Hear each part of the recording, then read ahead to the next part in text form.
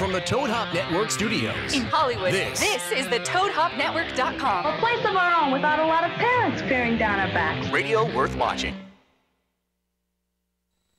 And here we go. Oh, I didn't give you my music. Hello, Schmoville. Holy shit! This is a super exciting show. I cannot tell you how. I'm pumped for so many different reasons. Your face is getting really red. Listen, really on the way over here, I put up an Instagram video, and you can see me fanboying out as I'm driving here, and it's for a lot of reasons, and I'm going to break that. And I have to be completely honest. It's primarily because of the person sitting to my right. Not Josh McCouga. No, it is the long-haired freak that has been a friend of mine. I thought you were going to say it was because you were excited that I was back. I am excited you're back, but the ladies should go. I should give you enough of the attention. I know I caught it, but look, I want to talk about our co-host tonight. Mark Ellis is out. He's at Zany's in Chicago. If you're in Chicago, go check him out. But Naveed McElargy, our buddy, president of Film Engine, is sitting next to me on my right. And, dude, I have to thank you for tonight because thank me after. Oh, you want to make sure? All right, okay. He said he's going to call. Okay. So who we're talking about is one Norman Reedus of Walking Dead fame. Daryl Dixon is going to be the biggest fan fave ever. He's the best because he's cool as shit. And not only look, we got to talk to him at Comic-Con, and he's just a chill dude. And he's the nicest guy. Naveed knows him. He's buddies with him, so he made the phone call, and he's going to call in tonight around 8:55. But not only is he calling in, coming into the studio. In studio is Clifton Collins Jr. This guy, what an actor this dude is. I mean, he's been in every Traffic, Star Trek, Pacific Rim. He's been in everything. I can't wait to talk to him about that guy, his career. But listen to this. Right before I got in here, we have breaking news that we're going to post on our website. Our editor-in-chief. And by the way, Tiffany Smith. Congratulations to everything that has been going on with you. You are now the co-host of DC All Access. Yeah. Really cool. How about you? Congratulations. That's really awesome. Thanks, guys. Co-host on Fandango. I mean, you're kicking ass out there, and you're making Schmoville proud, so I am glad you're back. You talk about the government shutdown? Yeah, that's it. Yeah. No, I talk about real DC. Yeah, Ellis made the joke on their Carrie review, and apparently Tiffany was never. No one asked Tiffany to prom. Can you believe that? What? Yeah. Yeah, I know. Were you one of those girls that got hotter as she got out of high school? Maybe. I don't know. My sister used to tell me you only get to be pretty for half your life, so maybe I was not cute when, I don't know. Well, that works. It's probably better. I'm still waiting for my... Yeah, does that apply to men? I don't think it's true. I don't think it's true. Yeah. Ken Knapsack sitting over there, our producer. And so we have breaking news, and our editor-in-chief, Yodi, Mark Riley, is working on that story right now. So keep refreshing schmozno.com. And I'm also going to tell you as well what the story is. It is a huge story, a really big story of something that has been rumored for quite a while, and now we are going to let you know exactly what that is. And that's a Schmozno exclusive. All right. But before we do that, we're going to get to the movie news. There's so much buildup. There's so much cool stuff today. I mean, Clifton Collins and Ken, 9:30. 9:30. Jason Horton is here. Jason one of the Horton, funniest YouTubers around. Just did a big video alongside Jenna Marble, so he's coming in. It's gonna be, and that's gonna be cool too because we're gonna have a lot to talk about after that. And so, all right, guys, let's get to this. Let's get to the news, and here we go.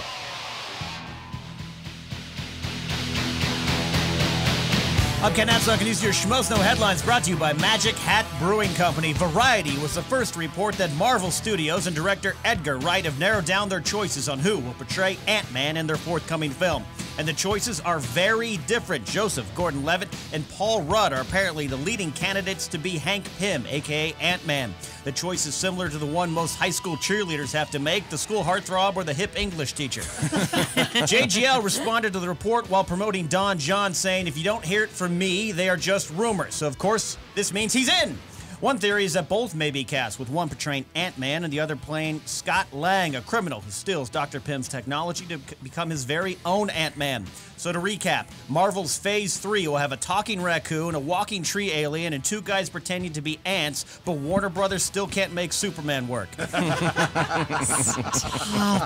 to a source close to Ain't It Cool News, the upcoming X-Men Days of Future Past will be available for viewing in the controversial 48 frames per second format, the same format that made it possible to see how regretful Sir Ian McKellen was for being in The Hobbit. The report does mention that director Bryan Singer and his team do acknowledge the negative reaction Peter Jackson received for going 48 frames, but they are extremely happy with the results and stand by the decision. However, Fox Studios has denied the story, calling it false and tricksy, adding, if you want to find out what Hugh Jackman's pores look like, you're going to have to learn the old-fashioned way, felony-level stalking. X-Men Days of Future Past will be released May 2014. While appearing at New York Comic-Con, which is kind of like San Diego Comic-Con, but with more people claiming the pizza is better, C-3PO himself, Anthony Daniels, played coy about a possible appearance in Star Wars Episode 7, hinting that those big Disney mouse ears are listening. But then, a short while later, he was caught off guard and let it slip that he is the only actor to appear in all 7 of the films, leading to speculation that Episode 7 will be the only one in which C-3PO finally comes out and marries that gonk droid he met while locked inside the Jawa Land Rover. Meanwhile, thanks to this faux pas, Anthony Daniels has lost out on a chance to narrate Disney Nature's Bears. Oh my gosh, you love bears. But Daniels says that's fine because those weren't the bears he was thinking of. TV news, AMC's The Walking Dead returned this past Sunday in a new fancy 9 p.m. time slot, and the first episode of the 4th season drew a series record 16.1 million viewers. And when broken down, the numbers are even more impressive. 10.4 million viewers came from the 18 to 49 years old demographic, a record-setting 8.8 million were in the 25 to 54 demographic, and 2.4 million viewers came from the coveted I just didn't want to feel left out of the conversation Monday morning at work demographic. Since its first episode on Halloween night 2010, The Walking Dead has gained over 11 million viewers. Meanwhile, your parents still aren't sure if their television goes all the way up to AMC.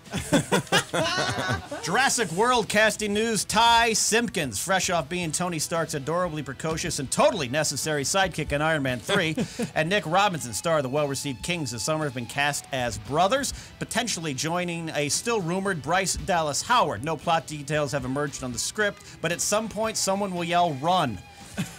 And finally, in a tragedy most housewives haven't experienced since their first marriage, Charlie Hunnam, the hunk of motorcycle man-meat set to star in the film adaptation of 50 Shades of Grey, has dropped out of the production. Oh, the humanity. The official line is that the filmmakers and the Sons of Anarchy star have agreed to part ways because Hunnam's TV shooting schedule does not leave him enough time to prepare for the role of a dude who likes to have sex.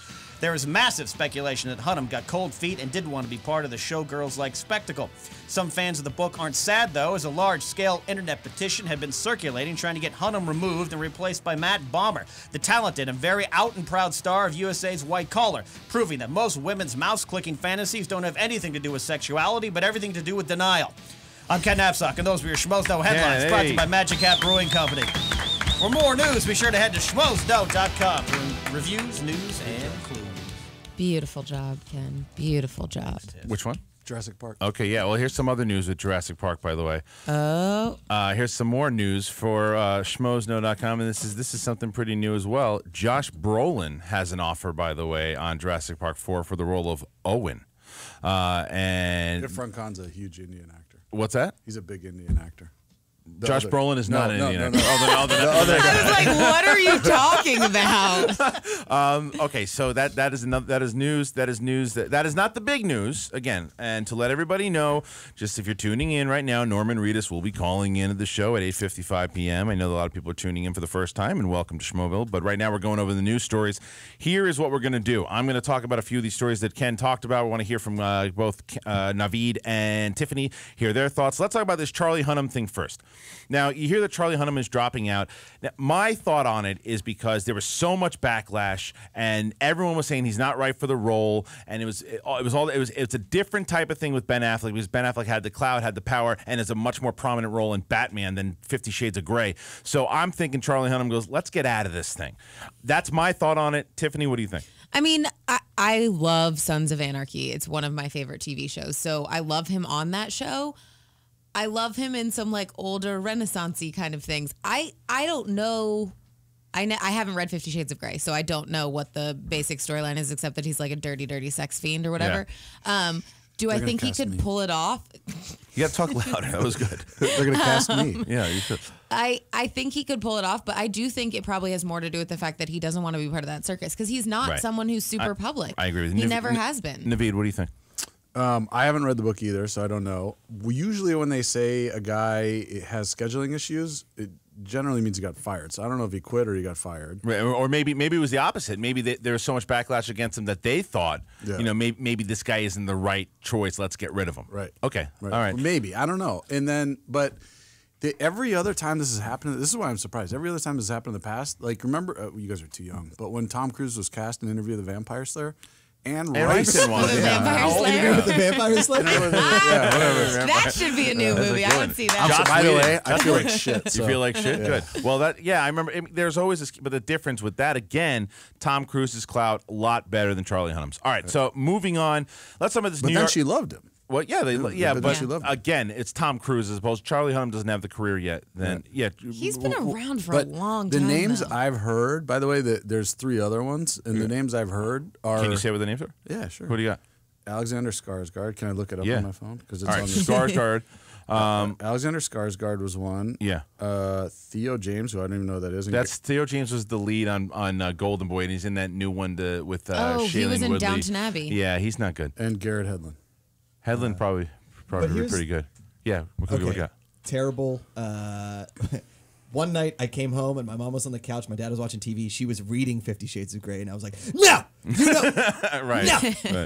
Right. So I. And then you stole it from her and read it yourself. No, here's the funny thing: is a girl posted on my Facebook that they had done a police sketch of what that dude would look like. Gray, what's his name? What's Christian his Grey. first- Christian Christian Grey Grey. would look like, and it looked like my picture when I was my headshot when I was 24. Okay, weird. That's why she posted it on my Facebook. That's thing, okay? especially your mom reading it. It's even worse. creepier thing. Wait, I got to cut you off for a second because Good. we have confirmation that we can post this story now. What's the that? news, the breaking news story. Okay, All right, guys. go. So here we go, guys. So right now, if you go to schmozno.com, you can read the breaking news story. However, I'm going to tell you guys right now what this story is as well. So make sure that you tweet this at what's what, Riley? Yodi's saying, hold on. It's loading. It's loading. I'm going to also tell Schmoville as well. As this story is loading, when you see it on the website and when you hear me say it, please tweet it out and hashtag Schmozno on it too. Schmozno just said because this is a what happened?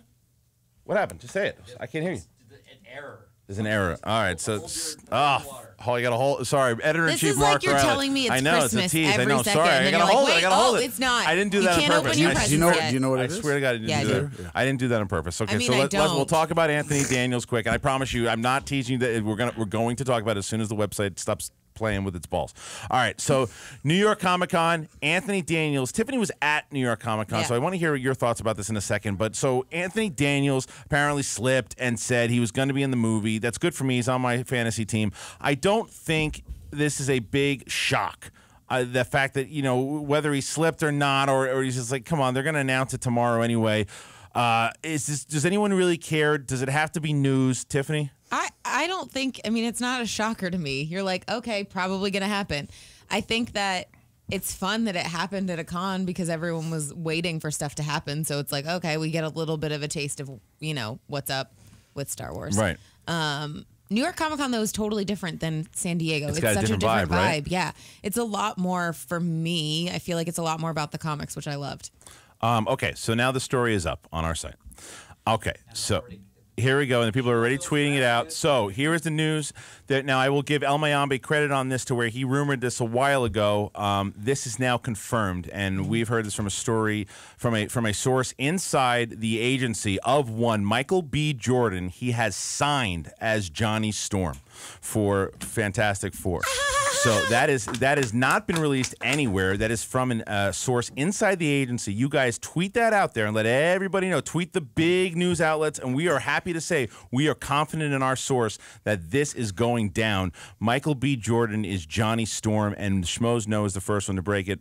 Congratulations to Mark Riley for posting that just now. Tweet it out there, Schmoville. Show them the power of Schmoville, and let them know that we are the first ones to tell you that Michael B. Jordan, and what a courageous move, by the way, put an African-American as Johnny Storm. I think the guy's going to kick serious ass. He's a fantastic actor. Let's talk about this news right off the bat. Naveed, how do you feel about this? It's fantastic. Wow. How do you How like- long were yeah. you waiting to He's say waiting. that one? Well, every time he says fantastic. Yeah. So how do you feel about Michael B. Jordan cast as Johnny Storm signing on? It's awesome. I don't know where they're taking the story. Do you guys know? No, I You heard don't. anything? So No. what would you say? What would you know about this if you were to guess like what was going on, how this kind of went down? Like 'cause from what our source says, it's a signed deal. I know you heard. I know Riley was telling you a little bit about it before, Naveed. What do you know about it? No, Naveed, please. Don't look at me. No, I want Naveed to talk about it. What do you mean? What do I know? Well, no, Riley was. You guys were talking about beforehand, yeah. and he was telling you the breakdown. I was trying to give you some airtime here. Got it. I can tell you also, but I want you to He's talk about so it. zoned out. I am zoned out. Yeah. I'm on drugs. I'm not. Can I have Come some? on, you have fucking 15 minutes. I don't know. I think he's an awesome actor. I think you're right. It's bold to put a black man in that role. I think it's awesome. What? What's that? I mean, It's not. You're right. It's not bold. It's not bold. It's- They put a girl that was not meant to have blonde hair and blue eyes in the first movie with blonde hair and blue eyes. It's awesome. But that's different. That's different because No, you're it's still not. no, No, because it's she's not. no. It's different, and I understand what you're It's just saying. cool. It's cool. It is, yeah. It's definitely cool, but it is bold because you're changing. You're changing the character that the fanboys know. I mean, That's why. the same way that they changed Nick Fury. Nick Fury was an African American. Yeah, but He was in the reboot of the Ultimates. in my mind, like that doesn't play into it for me. Unless they have a sibling. Like if it was like brother and sister and one's black and one's white, I'd be like, well, come on, they're related. I mean, they could be adopted. Well, but- the rumors when he was circling it was that maybe it would be an adoption kind of thing that would then kind of change the story. Yeah. Right? A Yeah. little bit. Or Yeah. the dynamic of the family. Yeah. Right. But I love this news. I just how hope you it feel about doesn't it? suck like the other one. It's got to be. It's going to be better than the other one. That's all I want. This casting for me makes me happy in general because they're going after talent. That's a Yeah. good point. Yeah. That's a good point. You get better actors and cool, not just the good-looking guy from a TV show. That's what I'm saying.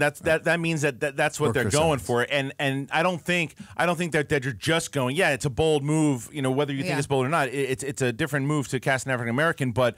He's a talented dude, or he's a talented human being, and putting him in this role, you're going to bring something cool to Johnny Storm. Not that Chris Evans wasn't, but it was a different tone. But plus, you think about the character of the Human Torch or Johnny Storm, and then you think about Michael B. Jordan and what he could bring, that humor, that bite, it's just I fucking love it. Yeah. It's a great well, move. 'cause Yeah, when it's a you good move. see him in Fruitvale or in Chronicle, you're like, okay, he can pull off the superhero thing Right. in kind of quirky, weird way where he's learning that he's got powers. Yeah. And there was something so like a spark about him in Fruitvale Station that I loved so much. So I'm pumped to see him in it. Okay, cool. So, all right, guys. So, again, go to the article, schmoesno.com. Check out the article that Mark Riley just posted up there. You get a little more of the details on Michael B. Jordan as Johnny Storm, and tweet that out. Put it on your Facebook. Get it out there.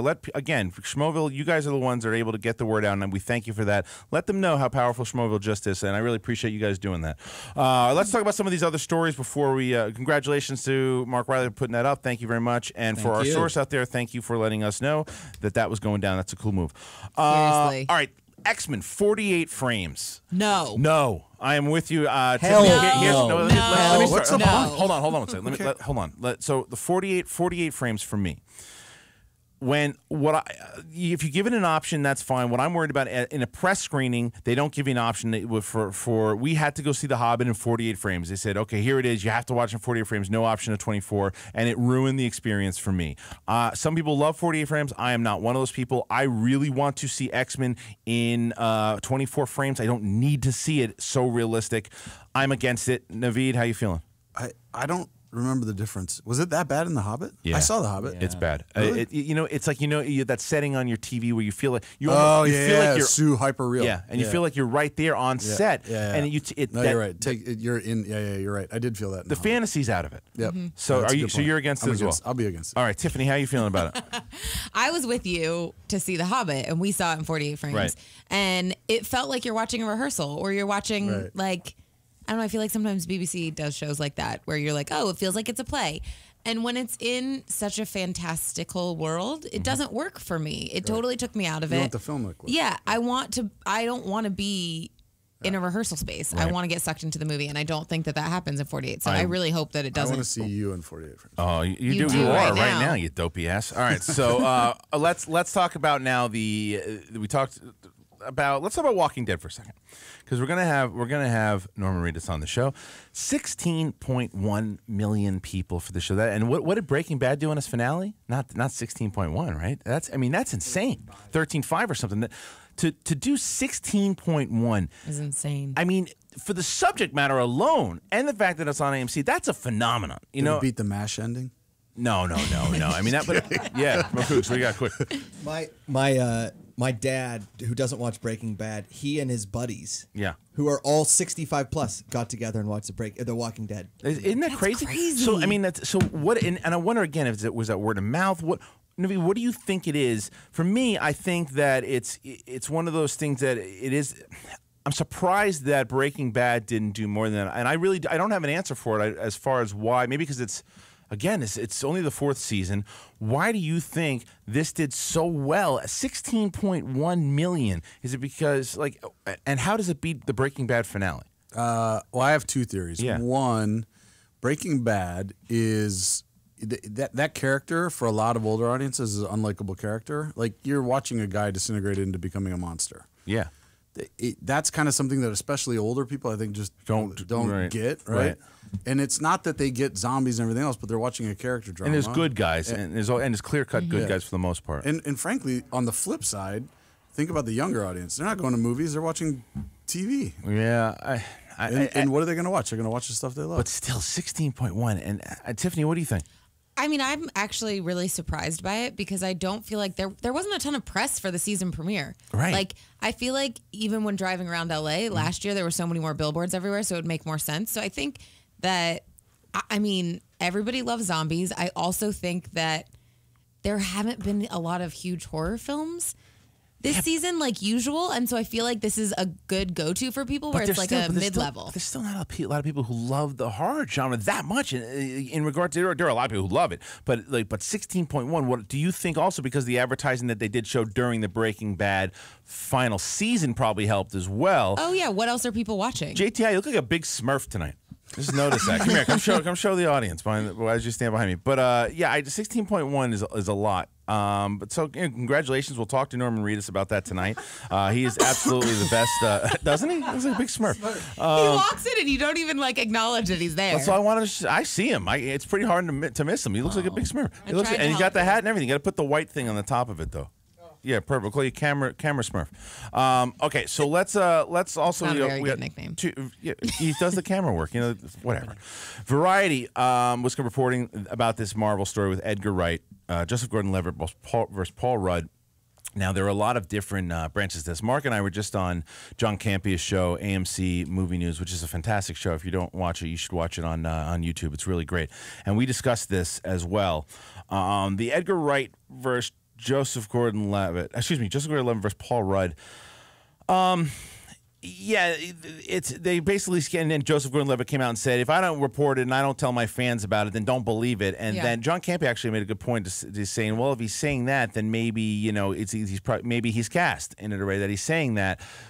I thought my thing was that maybe he was rumored for it at one point. He was up for it at one point, and now maybe it has gone to Paul Rudd, and so that's why he is telling his fans, if you're not hearing me report on it, it's not happening. So I don't know. Tiffany, what do you think? I think he is super connected with his fans. He is definitely into social media and stuff, and I do feel as though if it were true, he would tell people or he would be a little more aloof about it. But the fact that he's saying, if you don't hear it from me, it's not true. It's a rumor. Right. So I don't think that. And because if he gets announced now, he's going to be basically lying to his fans. Yeah. Right. Yeah. Right. What do you think, Nimby? The only thing I can think is that I don't know. It feels to me like he's kind of too elevated of an actor, and for him to go. I mean, other than the fact that. Let's be honest. Well, you think Joseph Gordon-Levitt's a bigger movie star than Paul Rudd? Not bigger movie star. I think he's a more elevated actor. Oh, okay. As far as acting ability goes, okay. I mean, Joseph Gordon-Levitt is going to go play. He's not going to ever be Batman, but he's going to go play that type of character, not Ant-Man. You know what I mean? I don't know. Ant-Man's got a lot. Riley, can you pop into the mic for a second, because Riley knows a lot about Ant-Man, I believe. Right? Do you or do you not? Yeah, I do. Okay, so so out of the two, Joseph Gordon-Levitt, Paul Rudd, who's the better Ant-Man in your opinion, and why? Paul Rudd, you think absolutely. So? Okay, why? He fits the character that I love in the comics. He has a wit to him. He's very smart. He's not. I mean, think about think about Ant-Man. It's a guy that wants to be so small that nobody sees him, and that's Hank Pym. He like disappears behind a computer and does his stuff, and then he's a reluctant hero. He joins the Avengers sooner or later. That's Paul Rudd to me. Right. I haven't seen that Paul Rudd, and I know that's in his wheelhouse. I know he's going to bring that humor. I know he's going to bring that talent and that reluctant hero to it. We've seen Joseph Gordon-Levitt do the hero thing. He became Batman at the end of Dark Knight Rises. Right. You know? But think about him on Third Rock from the Sun. Yeah, 30 well, Rock from the Sun. right. I know I feel like he can do it. really pull that off. I know he can pull it off, but is Paul Rudd too old? Hell no. Paul Rudd is How like, old is the character normally in the storylines? I don't know. Not sure. 30s, late 30s, Well, 40s. he's mid-40s, Paul Rudd, though, isn't he? Yeah, but there's something about... It's like Michael B. Jordan being cast as Human Torch. It's so awesome that he's up for it. Charming, it's cute. Charming, it's great. It's like... I don't think any male actor wants to be called cute. No, but seriously, guys, it reminds me of when they cast Robert Downey Jr. as Iron Man. It was outside of the box for me. I mean... It was pretty outside the box. The arguments I used to have back then... Yeah. Were you for it or against it back I was then? totally for it because, well, we knew him. Right. And he was a great actor, but... I remember having arguments with people 2 weeks before the movie came out. Agents saying it's never going to work. You cast Robert Downey Jr. Exactly. I was like, you're nuts. Right. Yeah. So I mean, again, we'll see. It looks again, Marvel has been casting correctly for the most part. They've been casting correctly. Yeah. So let's see how that works out. Okay, guys. So that is we've got a lot. There's a lot of great news stories. Really fun. We get to break the story that Michael B. Jordan is the Human Torch. And again, our guest now we get into our fun guest section. Now we're going to have Clifton Collins Jr. who's going to be joining us after the break, and then we will be joined at 8:55 by Norman Reedus from The Walking Dead. If he does not call in, we will bombard Naveed's house. I'm emailing him right now. Yeah, you better, because there are a lot of people right now. Again, I will give everybody Naveed's personal email address if he does not call in. That is what I promise I will do that, and you guys can do that if Norman Reedus does not call in. But Naveed has delivered in the past. He will deliver tonight. Norman Reedus, 8:55. Schmoes No Podcast. We'll be back in just a second.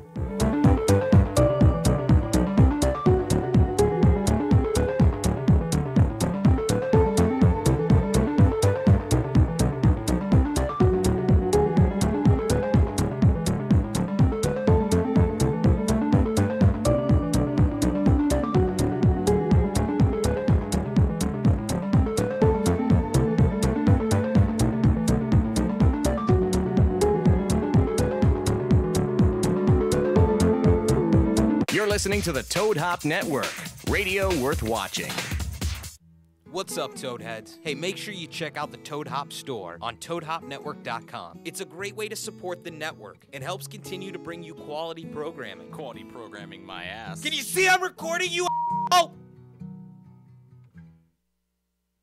So maybe you've got a great idea for a business and want to start selling your products or services online. Maybe you're an established business owner looking for new customers. Or maybe you're interested in starting a personal website. No matter who you are, GoDaddy wants to help you kick ass online. Right now, GoDaddy's offering .com domains for just $1.99. It's go time. Start your website today. Visit GoDaddy.com and enter promo code TOAD to get your $1.99 .com or click on the GoDaddy graphic on the Toad Hop website. Some limitations apply. See website for details. To leave your house to shop? To crawl through traffic to the mall? Just to find the thing you wanted? Isn't even there at all? Amazon.com is the answer. Shop at home in style and ease. Find exactly what you want. Ordering your stuff's a breeze. Books on tape. Games galore. Everything you're looking for. Kindle, cameras, electronics. Baby Einstein. Hooked on phonics. Blu-ray. Movies. And TV. Download. Music. MP3. Pixar. Disney. Microphones. Pet supplies and doggy bones. World of Warcraft. Nancy Drew. Sims. The Scruff. System too. Click Amazon. You'll smile with glee. Sometimes shipping's even free. What's up, everyone? Sports Guru here. Sick of looking at the same old boring websites? Well, check out thenewsportsguru.com for all the hottest trending videos and all the biggest sports news. Become a VIP for only $4.99 and get premium access to everything the Sports Guru has to offer. The beautiful gurus girls, all my biggest sports picks, and much more. So get off that porn site and check out thenewsportsguru.com.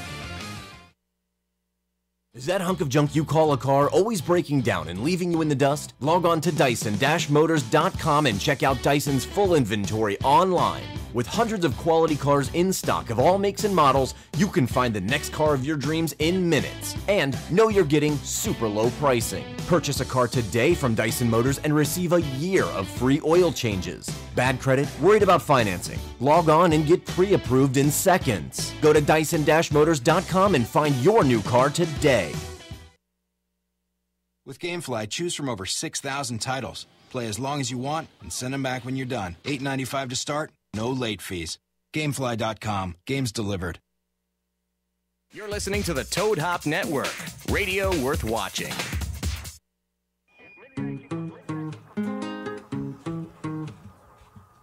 All right, Schmoes Know Movies podcast. Guys, what a great show so far. We're only a half an hour in, and it keeps getting better.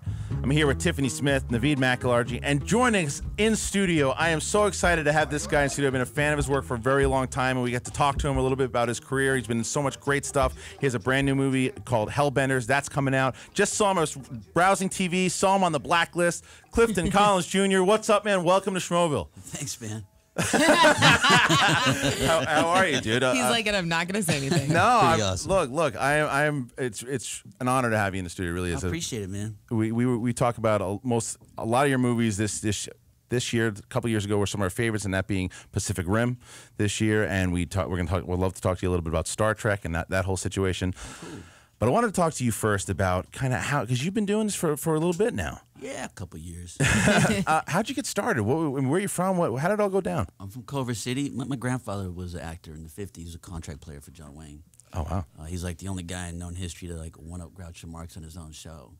Really? So, yeah, I also recently posted that in where, on your Twitter? On my YouTube page. Okay. So if you look up Pedro Gonzalez and Groucho Marx, you'll laugh your ass off. Oh, guys, do that right now. It's fun. Yeah, and then tweet us as well, because I want to see that as well. Okay, awesome. Yeah, so that's how I got into the business. I was just, I think, a natural born clown, really. And he was just like kind of like your idol and stuff, and you just kind of followed in his footsteps or whatnot? You know, it's like when you're so deep in the forest, you can't see the trees. Yeah. It was in front of me the whole time, yeah. And I just didn't think about it. It was kind of a no-brainer, because I was always the center of attention, getting in trouble and shit like that. Yeah. So what was your what was your first job that really you said, okay, this is it, I'm doing this, I'm set? I feel like it's going to be something ridiculous. A Say No to Drugs commercial. The irony. Are you serious? The fucking irony. that was the first one. That was when you said, all right, I can if I can really convince people that I don't like doing this shit. My mom thought I was lying to her when I got this commercial. She just thought there's no way in hell I could get a commercial. How old were you? I was 17. Oh, wow. My grandfather and my grandmother drove with me. And I had to stay with me because I was like a minor. Oh, wow. Yeah, okay. It wasn't until I got 2 more commercials like a month later in the same week that she was finally like, oh, maybe he can do this. But I didn't care either way I was going to do it. My grandpa was the only person who said, yeah, you can do it. Everybody around was like, no way. And that was they were like, but that's all you needed though, right? I just needed that one voice from that especially one person him that loved me. Yeah. Oh, wow. So okay. He couldn't even read. No, he couldn't? He went to the 2nd grade, and then from that point forward, he was entertaining for the family to make some money, eat some food. Wow. So from the age of 7, he was dancing and making up shows. I could see that though, where you're just like, man, that's what I respect that. I want to do that. I totally respected it. My grandpa was on the road with my grandpa. Grandma and grandpa were on the road together when she was 15 and he was 17. Wow. Yeah, living in New York, performing with the Rockettes, doing his own shows. How long were they married for?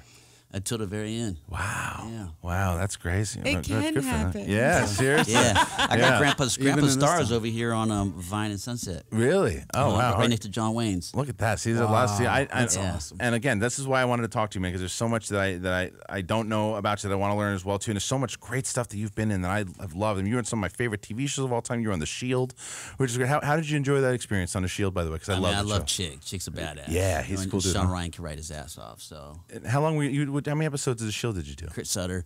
I did it was supposed to be an arc, and I just never knew what kind of arc.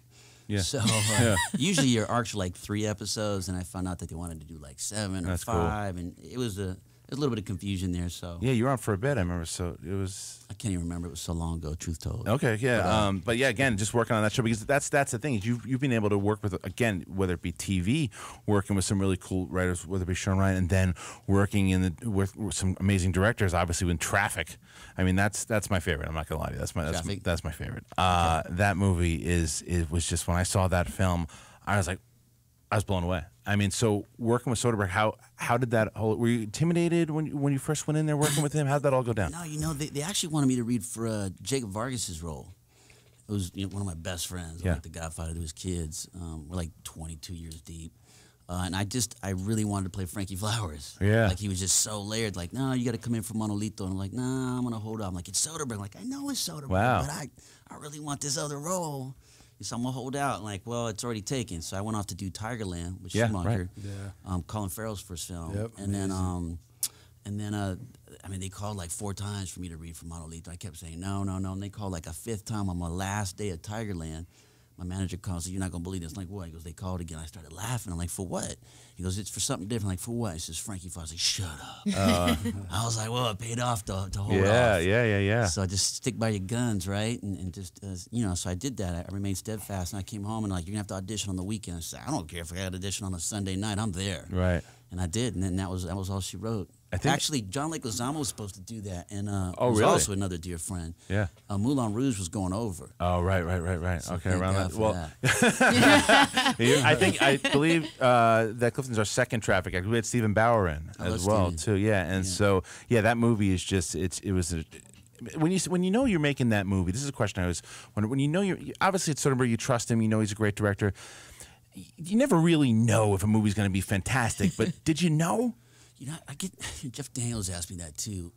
We did know that we were making something special. Yeah, we have you're sitting with Don Cheadle and Louis Guzman and Jacob and Benicio, who've known since I was 17, and you're just all sitting there. And you're all so passionate, and you're all sharing pieces of your heart for the same project. It's hard not to. And Soderbergh was like, I mean, I love him to death. He was such a great collaborator to sit there and just throw the ball back and forth, and it was just fun. You might sit down with him. He's like, hey, what do you think about today? I said, well, I had this idea about that. He goes, oh, man. He goes, I didn't think about it. He goes, well, how about if you do that and then do this? I'm like, oh, yeah? Well, how about if I do that, this, and then I do that? Right. And so we was always like one-upping each other. That's cool. And he was hands-on with the camera, and he was badass. Yeah, it was. I love that movie, and I loved your performance in it, so I'm glad we got to talk about that. Like, have there been any moments for you where you felt really intimidated, though? Because I feel like you're saying you've been in it since you were so young, and I know you.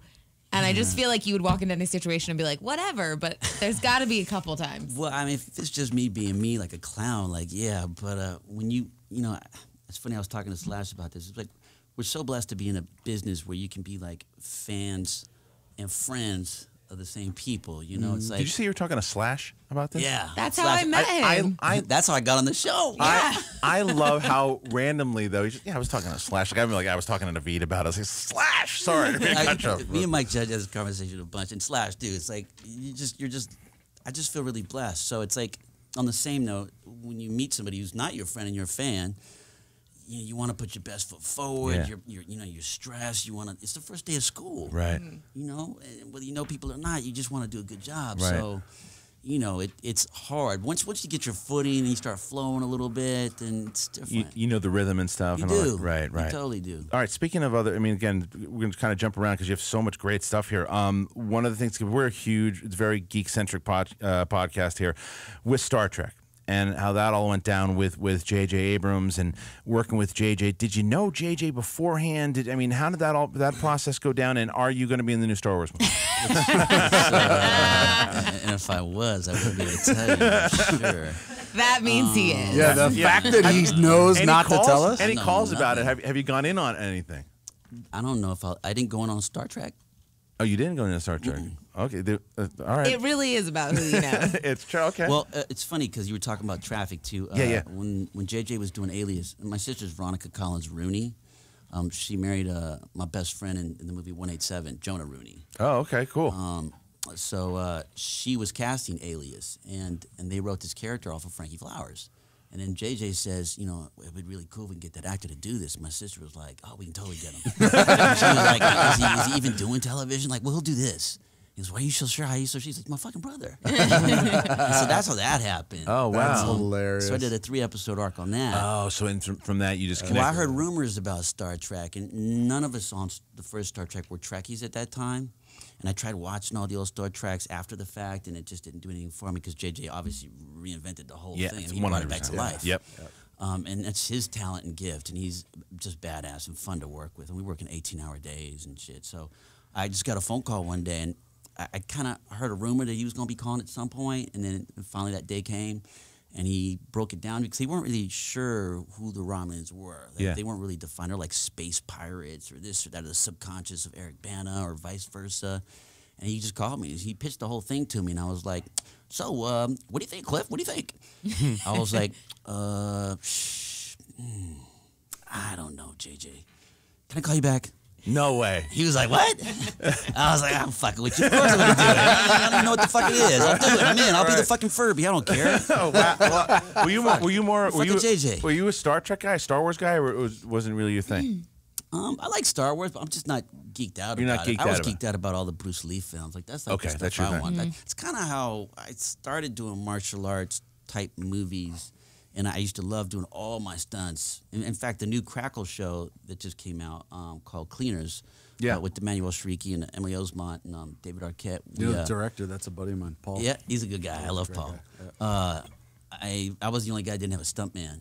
So I went back to doing literally all my fucking stunts. It's probably the wrong project to do it on, but I did. And but it's like some of it's satisfying, and then some of it's like, oh, why'd I do it? But then you're like, I'm glad I did it, right? Yeah, it was fun to get back into the dojo and just get limbered up, and loosened up, and snap the kicks and stuff. Well, talking about a little more into maybe the action frame too. And again, we're going to be talking to Norman Reedus not too long from now. We'll talk about Boondock Saints too. Yeah, it's my brother, man. Now, a lot of rumors going around. People keep asking, any news on part 3 at all? Yeah, Troy's writing it. There is. Yeah. So there's writing it? No, he's writing it. Okay, cool. So it looks like it's going to go down.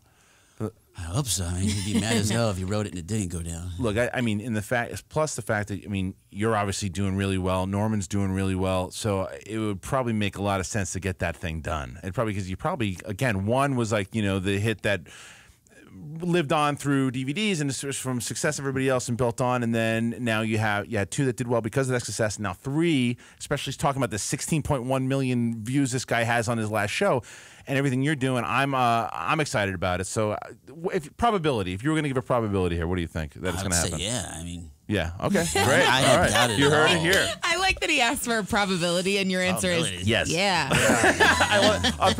I'll take a yeah for a probability. So that's good for me. You heard it right from the horse's mouth. Let's talk about the Hellbenders then. So can you tell the Schmoville a little bit about it? What's going on with it? What can we expect from Hellbenders? A lot of laughs. Yeah. Yeah, one of the things I loved about it was how foul it was. I mean, JT just was not afraid to challenge the system and talk shit about it. I think so many people are afraid of, like, the church and organized religions and all this stuff. And fuck them. Thank you. I'm all for being spiritual and stuff, but, organized religion is just, and so the fact that we could challenge it and the fact that we're do-gooders, or good doers, whatever you want to look at it. So we tangle with the devil. Yeah. And it was kind of like a spin on all the cliches, like these priests, at the end of all these exorcism movies, the devil takes them and they fucking kill him and all this shit. So he says if this happened all the time in real life, they would institutionalize it. I mean, everything in the church is institutionalized. So they would do that, like, you have to go down with the devil.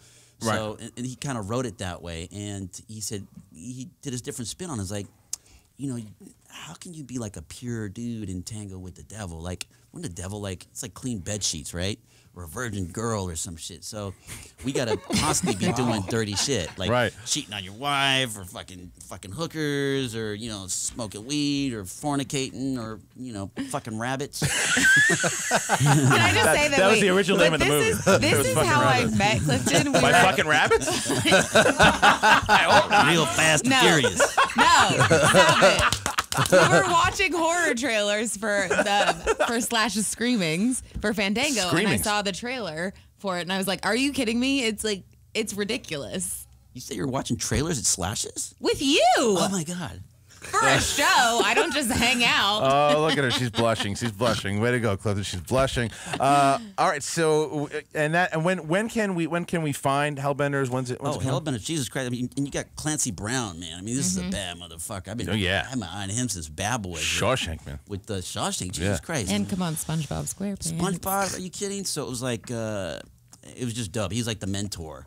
That opens up tomorrow in 3D. Okay. Wow. Yeah, there's a bunch of us going tomorrow at the Chinese. Oh, awesome. Okay. Yeah, you guys should come, man. It's going to be fucking funny. What time? Well, do you want to say what time? Yeah, 9:50. 9:50. All right, guys. So check that out. Can I bring my kids? Yeah. Yeah. Well, no. I love it. Like, yeah. Well, Wildman Josh Mafuga has a couple questions he wanted to ask about Capote, actually. Yeah. Yeah, throw some questions in there, dude. That was a funny movie.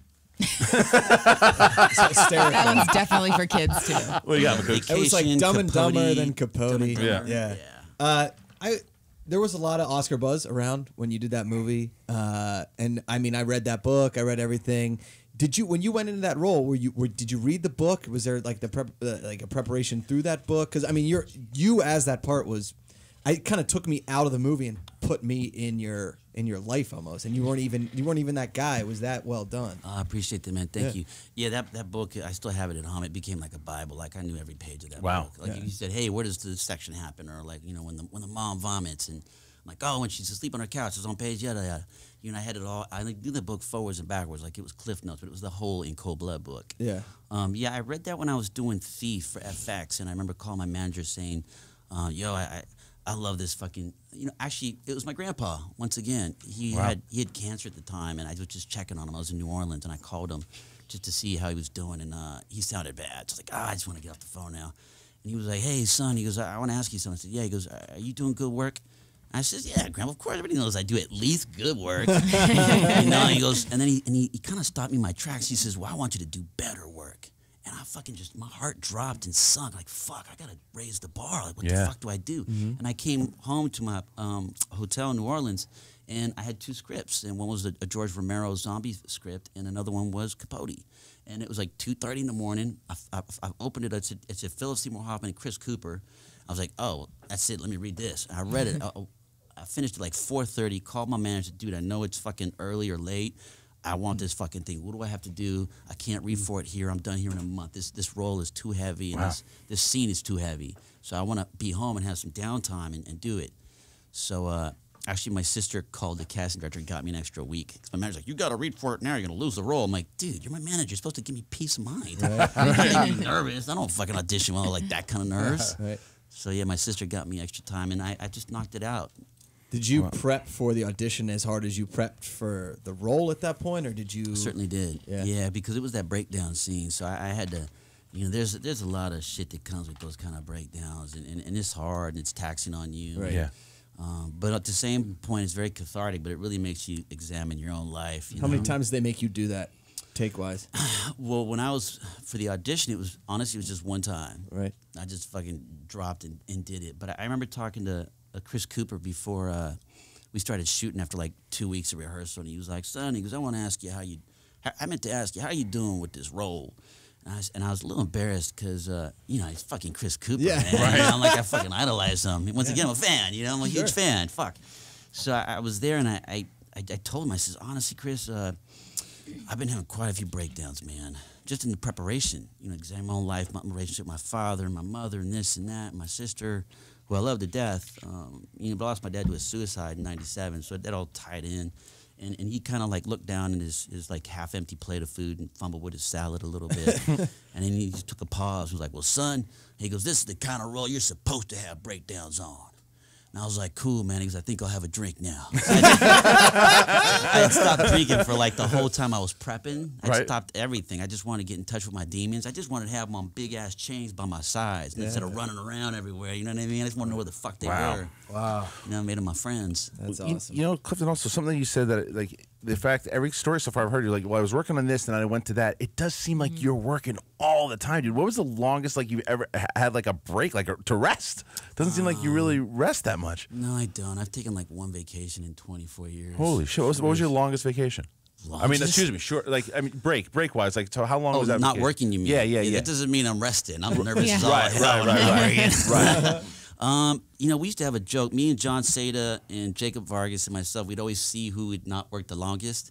I think Jacob holds the record back in I want to say the mid 90s, late 90s. Because he chose to take the longest break. No, it just wasn't booking. But I mean, he works like a workhorse. But I was like maybe I had a 4-month break. Wow, but it wasn't by choice. You're still trying. You're like swinging as hard as you can. You just happen to miss the ball, or the bat goes flying out your hands. Like fuck, man. Right.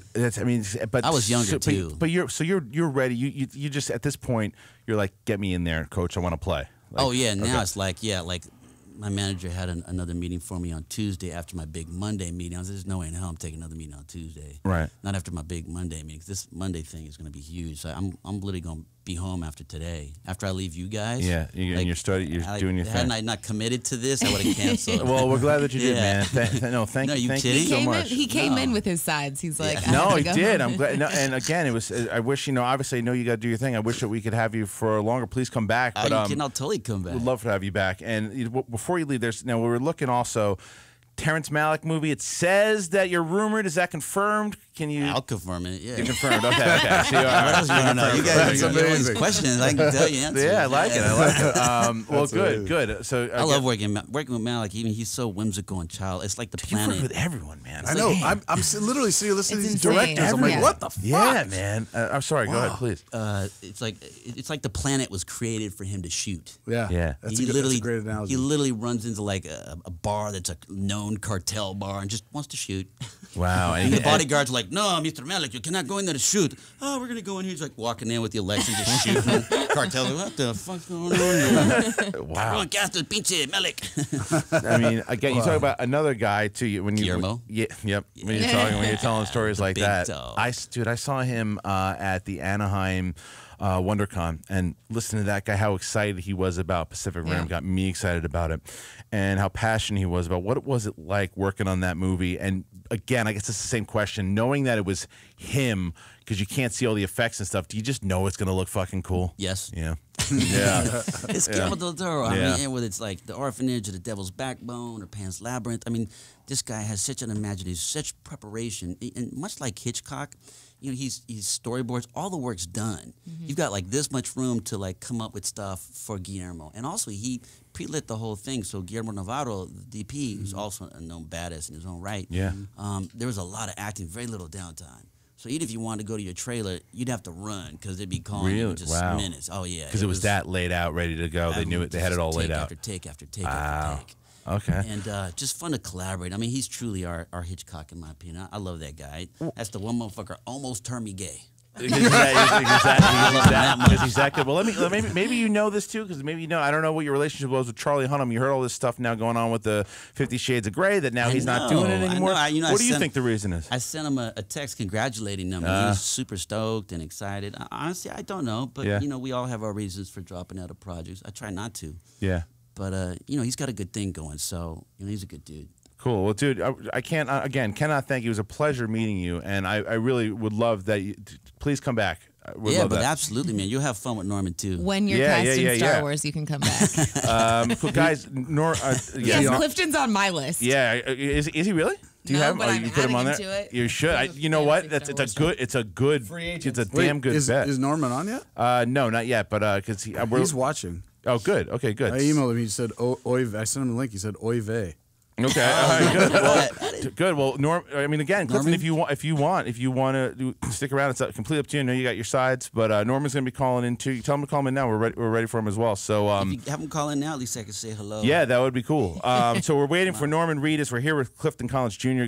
I literally could talk to Clifton probably for 3 hours on all the stuff that he's done. It's amazing the amount of people he's worked with, and I'm sure there's a lot of holy shit moments that we haven't even begun to crack the surface on that he's gone down. If you could tell other actors, what do you think it is that's different about your career path? Because I mean, every actor would want your career. You think? Yes. I don't get paid. Man. Really. Dude, you work your face off. I do art projects. But I got street cred up the ass. Yeah, but, you have a lot of street cred, man. Like again, because everyone we told people that you're coming on, and they're like, "Dude, I love that guy in this. I love that guy in this. He's great in that." And it's like you were never bad in anything you were in. Like that's the thing, though. I've got some out there. Yeah, which one? One of my first let's hear your worst. Yeah, but the first Fortress. Oh, wow. Fortress. I was remember 21. Fortress. I was trying to like still figuring out how to act. Or The Flash, right? You weren't in, Flash weren't you in was The Flash? fun. Yeah, I was all right in that. I was like 19 when I did Okay. that. So we just got to throw in a comic book one. The Flash. Fortress. I remember Fortress. Yeah, I was a youngster. I was like 21. I think I worked in a movie theater then. What? Yeah. I think I worked in a movie theater before I got Fortress. At the AMC in Century City. Oh, wow. Yeah, brother. They switched that stuff before they switched it over, right? Yeah. Wow, okay. Guys, Clifton Collins Jr., make sure you check out his movie that Hellbenders comes out tomorrow. You can see it, and you can probably go check him out and watch it with him tomorrow at the Man's. So he'll be there. And what a fantastic show this has been so far. I mean, again, with the news of Michael B. Oh, yeah, I don't know if you heard or not. We broke the story that Michael B. Jordan was cast. I signed the deal for Johnny Storm on Fantastic Four. So it's a done deal. I didn't see the Fantastic 3 or 2. Then you probably do not care. But again, only because you have so many good stories you've already told us that I will let you get away with that one. It's the truth. Have you worked with this kid yet, by the way? No, I haven't, but I'm a fan though. He's good, man. Talented. Do you see Fruitvale Station yet? I have it at home. Dude, it's fantastic. It's really, that movie. I cried. Oh, blew me away. Ugly cried in the theater seeing that movie. I had to watch The Winter's Bone again last night, but I had it in my hand. I had Fruitvale. Like, I really want to put this in, but I had to study Winter's Bone. Oh, okay. Why? Can I ask? Oh, just cause. Just cause? I like it. I like the coyness. Yeah, he's probably working with the director. He's working with everybody, and he's probably doing the next Hunger Games. He's probably. I mean, I did meet on that. On Hunger Games? Yeah, I can't tell you anything about it though. You just did. You just like, I can say I met on it. Yeah. That's a badass director. Do you ever get scared you're going to spoil stuff? No, I spoiled something one time. Actually, I didn't spoil anything, but just because I talked about something, I got in a lot of trouble. I just mentioned I was going in on something, and fucking shit hit the fan. I'm like, is it past now? Can you tell us what it was that you got in trouble for? It is past, I don't want to get you I in more better trouble. not. I could easily. My manager will probably be calling me like as I'm driving home. She doesn't even know I'm on this. Well, Her Google alert's like ringing off the hizzy right now. Clifton, before you leave, I also want to, because now we do have our very special guest that's calling as well, and I think what a way to welcome him to the show than his Boondock Saints co-star. Joining us at the Schmoes podcast, we are thrilled to have him on the show as well. From The Walking Dead, Norman Reedus joins us. Norman, how are you, man?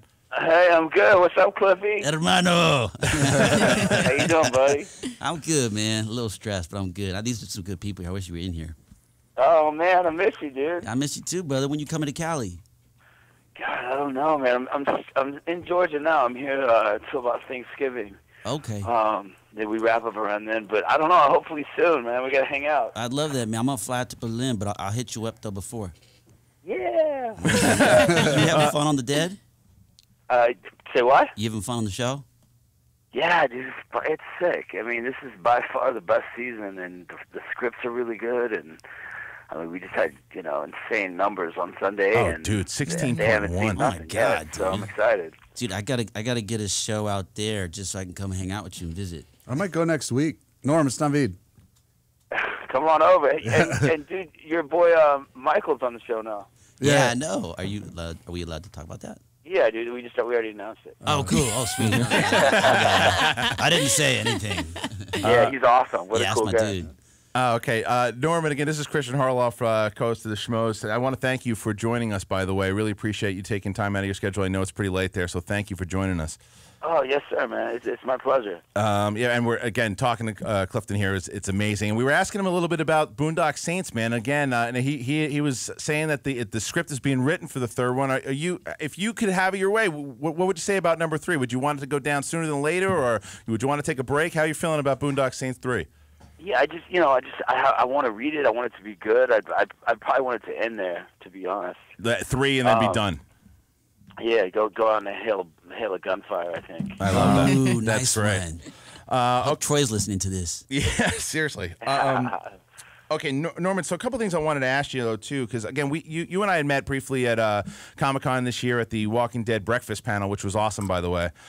And Mark Ellis, who usually co-hosts the show, Naveed's taking his place, he wanted me to let you know that he was the guy that you guys were, I guess, watching Metallica at the small venue, and Norman apparently turned to him and goes, "There's no way that this band should be playing in front of this many, I guess, small people," but it was so cool that they were doing it.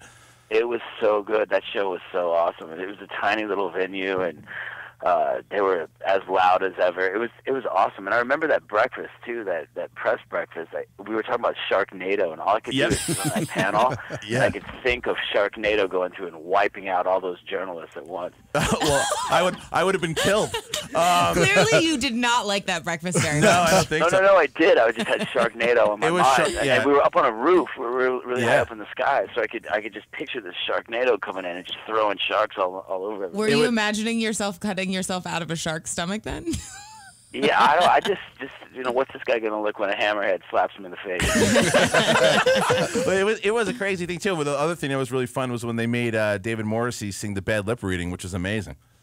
That was awesome. Yeah, those guys do such a good job with that bad lip reading stuff. It was awesome. Yeah, it was really cool. So, I wanted to congratulate you on the big 16.1 million, dude. That's incredible. Now, you obviously know that the show is popular, but when you hear 16.1 million, what are you thinking when you hear those numbers? Please don't kill me. Please don't kill me.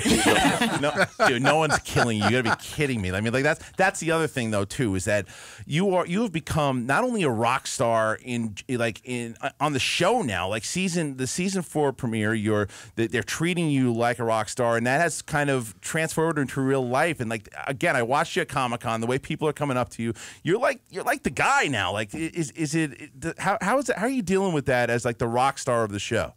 It's The Walking Dead. It quickly goes downhill. You know what I mean? I mean, it seems like we have things under control, but it quickly goes, straight to hell. It's The Walking. It's one of those shows where no one's ever going to die, in a hospital bed of old age with a bunch of people standing around smiling, holding hands. It's never going to happen. But I just got lucky with this part, and I'm just grateful to be on the show. To be honest, it's kind of, a role of a lifetime. I'm having a good time, Well, that made me think, though, because, again, using another AMC show as a comparison with Breaking Bad, with the way that, Jesse Pinkman, when he first came in, they were going to, kill him off in the first season, and he was just, it was what he brought to the character that they continue to make him better. And do you feel that it was the same thing that would happen with Daryl? Was he a little more one-sided? He was like Merle's, he was like his little brother, but then what you brought to him and the emotion that you brought to him has really evolved what Daryl has become?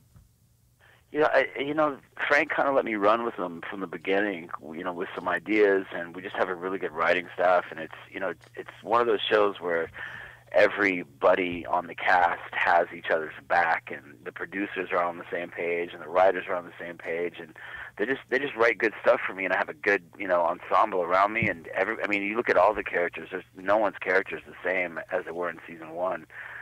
All the characters have evolved. So. I don't know. I'm getting lucky that they're writing good stuff for me. Does it feel weird coming into, because your character was not originally in the comics, so everybody else can kind of look to the comics to see what the character arc is going to be, or possibly where they're going to die?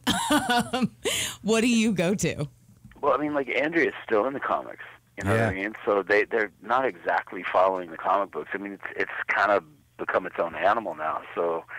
Yeah, I think it would do the audience a disservice to follow the comic books exactly. But I started reading the comic books when I got the part, and then I just sort of put them down after a while because I didn't, I see Rick as Andrew Lincoln, and Chandler, Chandler plays Carl. I see the actors now, so I just sort of focus on that. But I pick them up from time to time, and Robert Kirkman, he's kind of a genius to create such a backdrop of a world, so. I don't really follow the comics, to the T. Well, the other thing that I bringing up what you guys said at Comic-Con too that I wanted to ask you about was they all asked who would you want to hang out with if who would you want to be with if the apocalypse is really happening, and all of you guys without even question picked Carl. They picked the little kid, and is he really like a real badass in real life? This kid. To watch, it's wild. I look at the first season, and he looks so young, and the way that we've tortured that poor kid since day one. He shot his mom. It's like, it's to watch him bring that character to life is really, really interesting. Andy's kind of my BFF on set, to be honest. Oh, cool. But I mean, all of us are really good friends, and it would be hard to pick just one, I think. Well, that's the thing. That's the thing. Now, you said you guys are pretty tight now because you guys have been doing this is the 4th season. So watching the season 4 premiere, there are a lot of new people now. So now, how obviously are these people? Are the new actors when they're coming in? Do you guys haze them a little bit? Like how do they have to get zombie makeup done? Yeah, like what's the process on set with the newbies?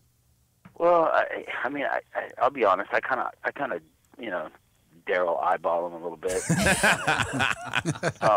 But it's we've had actors come onto the show, and they don't realize it's 120 degrees out here with humidity, and you're constantly just getting hurt. And you're covered in bugs and ticks all the time. So it's funny because you sometimes you see new people come on, and their heads held really high, and they're like, "Yeah, I'm on a TV show and it's fun," and then by the end of the day, they're like hobbling back to their trailer like 95-year-old men. You know what I mean? And with Lyme that's disease. kind of fun to watch. You get chiggers?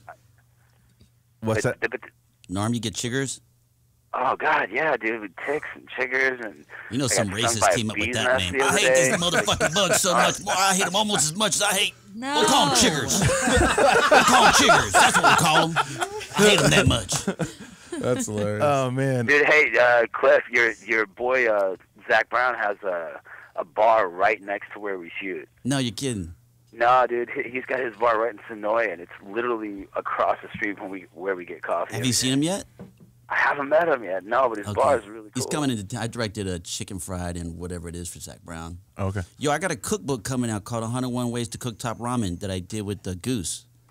Remember Goose? That's rad. Yeah, when he got out the pen, we did it. 100 Ways to Cook Top Ramen prison style. Wait, so Cliff and Norman. So you guys, I just realized that Cliff Norman. That's amazing.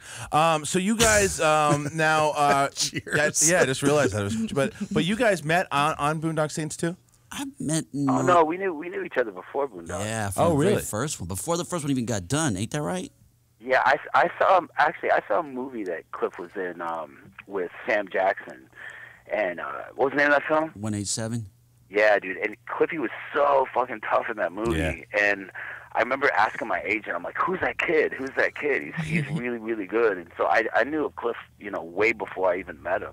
Oh wow! And you guys just kind of hit it off, and then you started working together, and you guys are just boys now. We were good friends before, yeah. Oh, that's so it was cool. Really very fitting, and Troy just made it happen. Oh man, Boondocks 3 has to happen. I hope that screenplay turns out great, and you guys get to do that. I would love to see kind of end out that way in the third one, the way Norm said. That'd be cool. I think that's a great idea. That'd be cool. Shit. Norm, I know that it's a little late, so we'll let you go in here a second. But I just wanted to ask you one more thing here. So what else in the pipeline? I know that right now you guys are filming out there, and can you give before that real quick? Can you give us anything on season 4 that's coming up that you maybe can spoil, and any word on why the helicopter didn't fall through the ceiling first? But it had soft spots around on the roof, and so as the zombies created holes and fell in the soft spot, it opened up the roof. Okay, that's sort of the logic behind it. Okay, but I mean, I will say this season is it has all the war and the blood and the everything else that the first 3 seasons had, but it breathes a little bit differently. You really get into character development. You see what makes people stand up and fight, or what makes people cower in the corner. It gets real tricky, and people talk about the threat within the season, and there's like 10 threats. Like, really, and I've done like 1 million interviews in the past week, and nobody's guessed it. So this season's crazy. All right, I mean. It's big numbers on that first one, but seriously, you haven't seen nothing yet. Okay. Is there anything that's comparable to the Red Wedding? Yeah, is there anything comparable to the Red Wedding of Game of Thrones? Anything that's going to make people go, have reaction videos on YouTube? Yeah, without a doubt. Wow. Just wait. All right. Last one, because you get super excited. Now I know that you're filming the season. Everything's going down right now. But are you branching out to more feature films again? Would you like to do some more movies? Have you been going in on anything that maybe like Star Wars or anything that you want to talk about? I mean, I have a film that's coming out. It's called Sunlight Jr. with Naomi Watts and Matt Dillon. I just finished, which Jay Mascis from Dinosaur Jr. did the soundtrack, and I interviewed him last night. Oh, really? Which was really kind of terrifying because he's kind of a hero of mine. But where can you find that interview? Out, and I'm shooting this till Thanksgiving, and then we'll see what's up after that. All right. Well, again, Norman, I have your next movie. What do you? Naveed has your next movie. Apparently. I do. What is it? I already talked to him. Oh, you did. Okay. I do. I know. right. We met how many years ago? 4 years ago. 4 years ago again. Sorry, Wildman, throw it in, but we gotta let Norman go. All right, Norman, real quick. So everybody wants to know what you did before the event. That was like the big question on the last episode. These are my 2 guesses. All right, and these were from girls that I know. Sultry male model for an aftershave lotion, or that town bartender / farmer that every girl wants, but his heart was broken by his first love, and she has disappeared and broke his heart forever. Which one are you gonna take? God, fuck. Can I pick the first one? Yeah. All right, Norman Reedus, Walking Dead, guys. Make sure you watch it on AMC on Sundays. It is one of the best shows on television right now.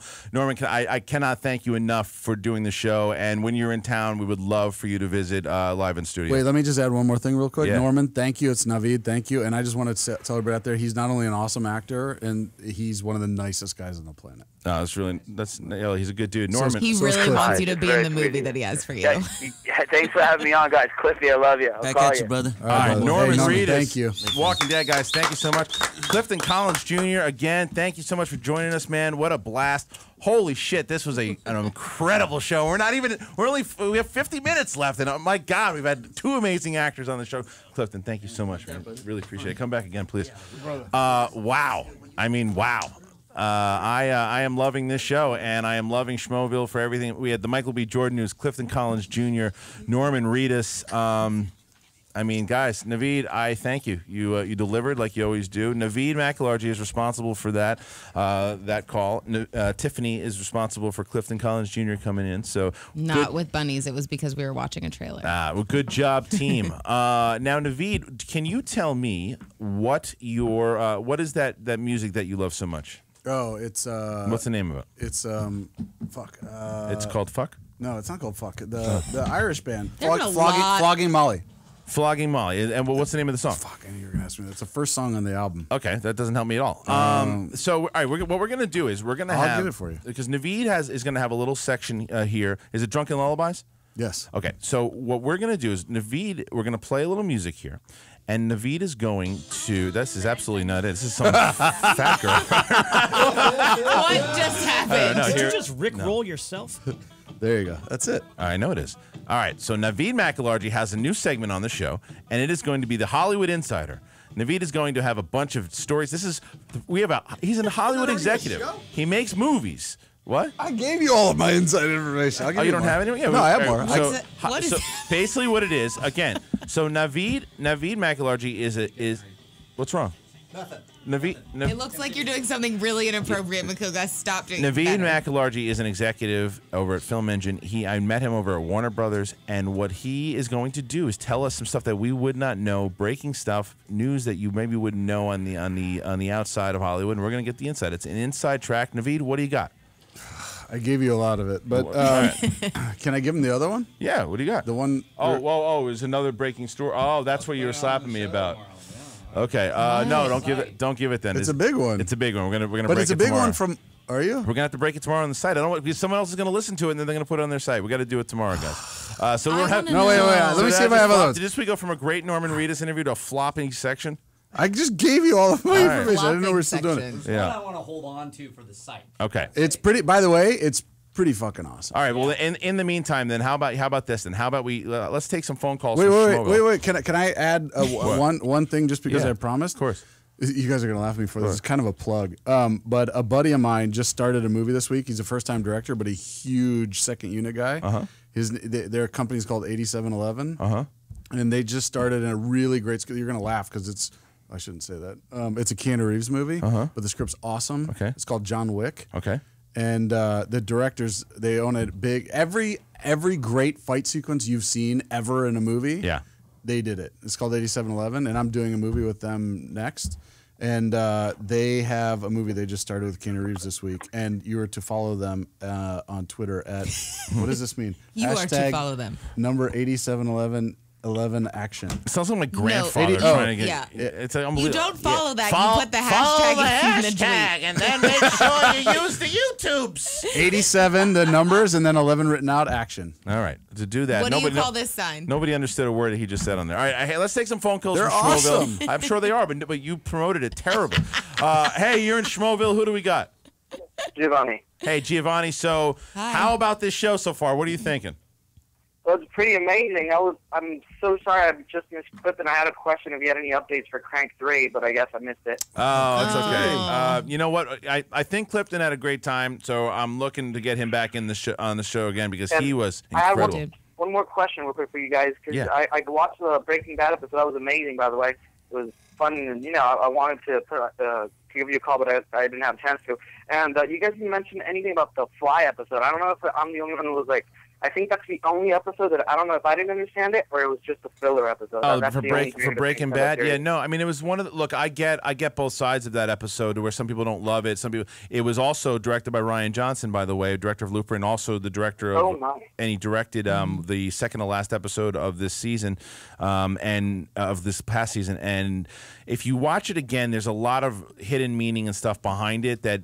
If it's one of those episodes that it gets better every time you watch it, but the first time, because of everything that's been going on in previous episodes, you're like, wait, why are we just in the lab the whole time? Go back and watch it again, and you'll find things beforehand that you hadn't I also seen. think it was supposed to like frustrate you. Yeah, that was the point Which of it. is what it did to me. Yeah. And frustrated Walt and Jesse. Yeah. But thanks for the call, man.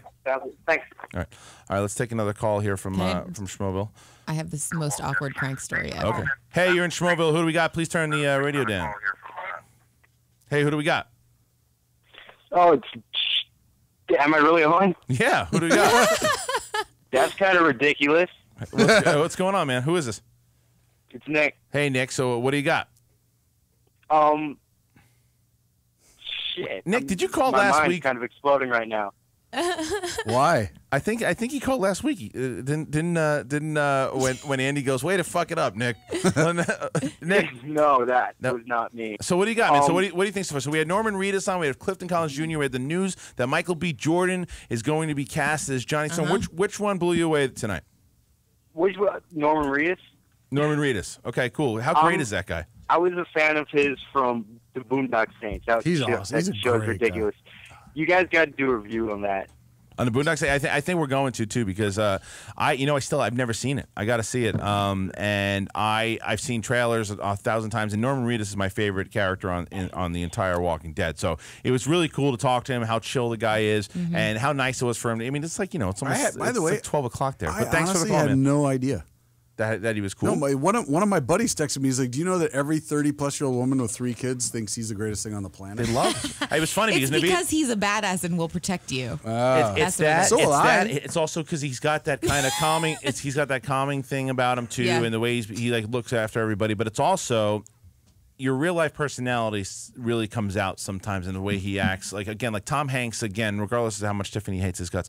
Like when I'm never gonna live that down. But when again, like it comes out how good of a person he is through in the media and stuff like that. And look, we were walking out, and Norman Reedus' people were trying to get him out.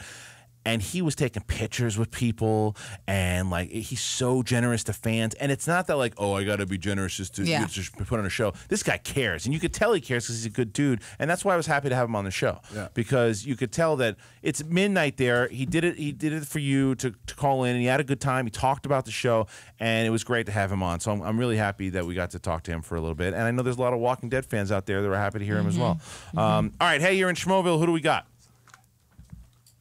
Hey, Christian, and what's going on, Schmoville? This is Thomas Hughes, Winter Park, Florida, USA. That is a way to start a phone call, my friend. How are you, Tom? problem. What's going on? What do you think so far about the show? What are your thoughts? Freaking incredible show so far. Having Murphy and I just tweeted about it. My mind's all blank right now. That's all right. It's been one of those nights. And it's been a really incredible show so far. Real quick, to start a conversation, on last week's show, you talked about Escape from Tomorrow. Yeah. We had the Roy Ebertson on the show. Yeah, right. I wanted to you were talking about it, but I didn't quite get. I saw it the next day. Yeah. At my school, I go to school at Full Sail University, and they had a screening of it. Yeah. And I went and I saw it. What did you think of the movie itself, besides the fact that it was shot guerrilla style? Thank you. You know what? I will go into that right now. Thanks for the call, dude. No problem. Anybody here? Did you see Escape from Tomorrow yet? I did not. All right, I'm not going to ruin it for anybody yet, but Escape from Tomorrow for me, I thought again, it was shot. Did you see it, Josh? No, but I had a sorry. No, but I had a friend see it, and Yeah. she told me that this was the movie that kind of like changed her perspective on seeing people with video cameras in places. Yeah, that's absolutely true. In regards to how it was shot, and the gimmick, if you will, the fact that you're watching this movie. And I don't know if it works against it sometimes too, because you're not paying attention to the story sometimes. You're like, how did they shoot that there with all these? Because they shoot the whole movie. Again, if you're not familiar, we're talking about Escape from Tomorrow, where they shot everything illegally without the permission of Disney and Disneyland, Disney World. They shot all this footage and they did all this stuff. And the movie, as a filmmaking point of view, is very fantastic to watch and how they did this. The story itself, it's got a. Is it horror? Is it? Yeah, it's more like Twilight Zone-ish. You could deal with it. You wouldn't be that. I know I'd be okay, but I don't want anything to destroy Disneyland for me. Well, that would. It is the happiest place in the entire world. It would, because that's the kind of the background of it. But what I didn't understand about the movie, I still don't understand the end. I don't get the end at all. I don't understand it. That's what I wanted to ask Roy Orbison off after he left, but we lost him. So yeah, if I was going to schmo it, because we're probably not going to review it, I'd probably go 3 out of 5 on it. So, Naveed, did you see it yet? No. No, a lot of people didn't. But all right, so we're going to take, again, tweet in. Let's talk about a couple other things. Movies coming out this week that I wanted to talk about before our 9:30 guest. So we have a couple upcoming things that, in limited release, 12 Years a Slave, which Mark and I saw this movie, and this might be one of the most powerful movies I've ever seen in my entire life. Really? Kill myself. What? Kill yourself? Kill myself. You don't want to see it? No. I have a bias against it though too. Why? Tell me. Because my old company made it. So that's why you won't see it? Yeah. But what about the director? I don't have any bias against him. Okay, so it's but you're watching because of Steve McQueen. I know. But no, but it's like I've gotten to that point in my life. I know this is gonna piss off a lot of people, but I've gotten to that point in my life where I'm just like, I can't. I have enough misery. You have and enough sorrow. guilt. Yeah, guilt. No, and look, and I had a conversation today with a friend, and we were talking about the movie, and he said he understands that the movie is powerful. He understands it's an incredible achievement in filmmaking, but he doesn't know if he could recommend it to people. And I understand that, because it's not like in the same way as Zero Dark 30? Different. It's more like the best comparison I heard, and I can't quote the person who said it because I don't remember, but it's Schindler's List for slavery. Is what it is. Yeah, and that's the thing. It's that powerful. It's like and it's shot incredibly. Michael Fassbender is absolutely incredibly despicable. He's in not. the movie. He's not promoting the movie because there's a rumor going around that he passed out in no pun intended shame of watching the footage of himself, because he was so locked into the character and watching how despicable that he was able to get into that place that he couldn't watch the dailies, and he passed out because he was so like. I believe it. And it is just, again, it's one of those movies that, as a film, if you're like Josh Intern loves film, loves everything, I would say you absolutely have to see the movie in filmmaking. If someone like my dad, who's out in just wants to go see a big budget kind of movie, that's not the one for him. But it's a story that needed to be told. I'll tell you that. So that movie comes out, and then what else do we have this weekend? The Escape Plan. Come on, you got the Escape Plan with Arnold Schwarzenegger. Sylvester Stallone and Arnold Schwarzenegger in Escape Plan. Riley and I saw it last night. Looks like garbage. It's not good. It's not good. Nah, it's just. It's not I feel good. bad because I know a lot of people involved with it, but it's not good. It's not good. I wanted it to be amazing. Yeah. Our review's up. You can check out myself and Mark Riley, our review on youtube.com, Schmoes Know. And it's just one of those movies. You saw it also, right? You saw it, JT, stick your face in there. I actually saw it a year ago at a screening, which was like 2 hours, 10 minutes long. Yeah. And seeing it, I want to see it because it's been a year. I'm sure they probably edited out a lot of stuff. Hopefully, because when I first saw it, the first hour, I was like, this is a bad movie. Yeah. But I enjoyed the last like 40, 30 minutes because it kind of went to the action realm. It's fun. There get some action moments to it, and Arnold's fun in it. And Arnold's got a great line to where him and Stallone have a fake fight, and they're in the middle of something, and he says to him, he goes, relax, it's pretending.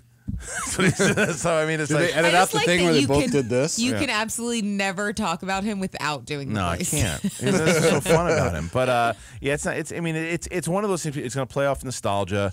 You go to see it if you love those guys and you support it. Again, I equated it to if like tomorrow, if Tyson and Holyfield fought tomorrow again, you'd watch it. It'd be embarrassing, but you'd watch it. And it's kind of what it is. If they're in a prison. Yeah, exactly. So there's that, and then Tiffany can speak on this one because I haven't seen it yet. That is Carrie's coming out. Oh, I want to see that. And Tiffany, you didn't love it. I didn't love it. Huh. I don't know if it's that the Yeah, but your story taste doesn't sucks. really. Whatever. I don't know if it's that the story doesn't hold up the same way as it used to, or if it's just like, I mean, Chloe Grace Moretz is amazing. She's so good, and Julianne Moore is so good. But I just left and felt let down. Like I was just like, okay. Yeah, that was happened. It, huh? And that's what I heard. I heard it just wasn't. There wasn't a lot to it. Who directed it?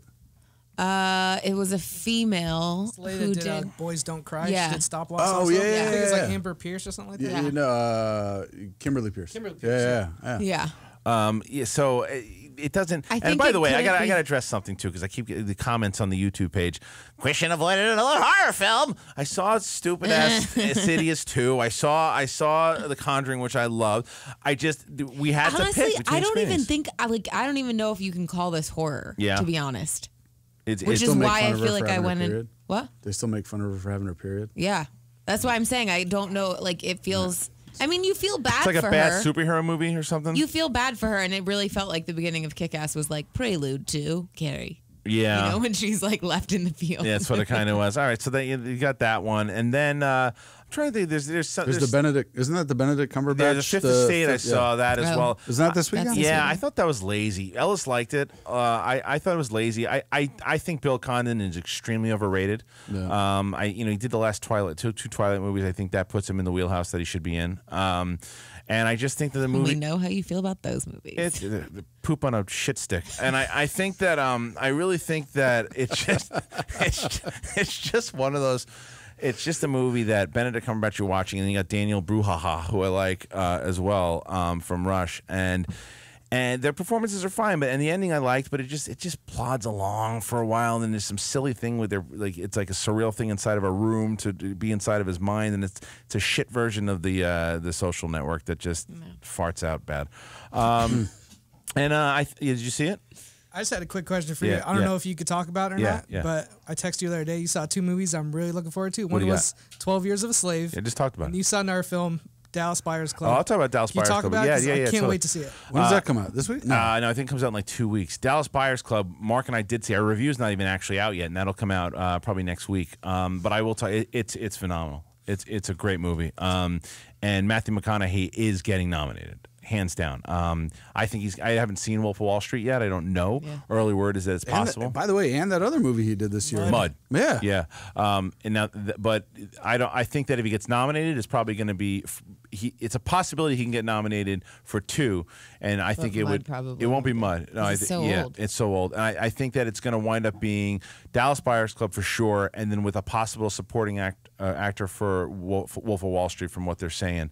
But the movie is good. Jennifer Garner's really good in it, but Jared Leto is holy shit. He's I heard he's amazing. He's amazing in the film, and the movie is just again, we're in that season now, with Captain Phillips and all these. We're in the season that it's just you're getting the quality movies, you're getting the directors and the writers and the quality actors and the big performances. Do you ever maybe this is a weird girl thing, but I feel like Jared Leto is not supposed to be this good at everything. He's ridiculously good looking. His band does well. Yeah. And he's really good in this movie. It's like, aren't you supposed to be bad? I have that problem. You do, huh? It's true. Yeah, I know. I've seen your stand-up. But there's also he actually, and Jared Leto hasn't actually acted. This is his first role in I think 6 years. In forever. I mean, let's talk about my so-called life. No, it's not. Let's take one last call from Schmoville, and then we got to go to break. Hey, you're in Schmoville. Who do we got? Hey, hi Hunter from Texas. Hunter from Hi, Texas. Hunter. What's up, my man? What do you got for us before we go to break? What are you going to take us out with? Hey, I was just wondering if y'all were going to do a Halloween version of the show in a couple weeks or next week, talking about horror films. Thanks, guys. Thank you. Wait, Hunter, what city you in? Texas, he's in. No, Yeah, what's, I don't know. what's the state? Where? Midland. Nice. Okay, cool. Thank you, Hunter. Yeah, Hunter, we will be doing a Halloween show. It probably won't all be horror movies, but it'll be our favorite movies to watch on Halloween or during the season. But yeah, we will be doing a Halloween show. We'll figure out exactly which one of the crew is going to be here, but we're doing a show for sure. So tune in on Halloween night. Cool. Dude, I want to go see Nightmare Before Christmas. On that. At where the is El it? Capitan 3D. That could be cool. Yeah. Maybe Well, we'll do they're one like of the things. 4D. They're doing some like interactive stuff too. Oh, okay, cool. All right, guys. So, again, great show so far. Naveed McElargy here breaking it down with myself and Tiffany Smith and the rest of the Schmoes crew. We'll be back in just a minute.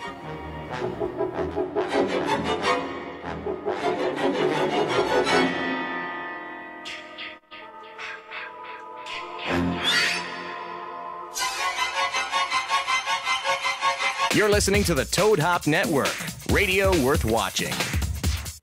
What's up, Toadheads? Hey, make sure you check out the Toad Hop store on ToadHopNetwork.com. It's a great way to support the network and helps continue to bring you quality programming. Quality programming, my ass. Can you see I'm recording you? Oh! So maybe you've got a great idea for a business and want to start selling your products or services online. Maybe you're an established business owner looking for new customers. Or maybe you're interested in starting a personal website. No matter who you are, GoDaddy wants to help you kick ass online. Right now, GoDaddy's offering .com domains for just $1.99. It's go time. Start your website today. Visit GoDaddy.com and enter promo code TOAD to get your $1.99 .com or click on the GoDaddy graphic on the Toad Hop website. Some limitations apply. See website for details. What's up, everyone? Sports Guru here. Sick of looking at the same old boring websites? Well, check out thenewsportsguru.com for all the hottest trending videos and all the biggest sports news. Become a VIP for only $4.99 and get premium access to everything the Sports Guru has to offer. The beautiful gurus, girls, all my biggest sports picks, and much more. So get off that porn site and check out thenewsportsguru.com. Is that hunk of junk you call a car always breaking down and leaving you in the dust? Log on to Dyson-Motors.com and check out Dyson's full inventory online. With hundreds of quality cars in stock of all makes and models, you can find the next car of your dreams in minutes. And know you're getting super low pricing. Purchase a car today from Dyson Motors and receive a year of free oil changes. Bad credit? Worried about financing? Log on and get pre-approved in seconds. Go to Dyson-Motors.com and find your new car today.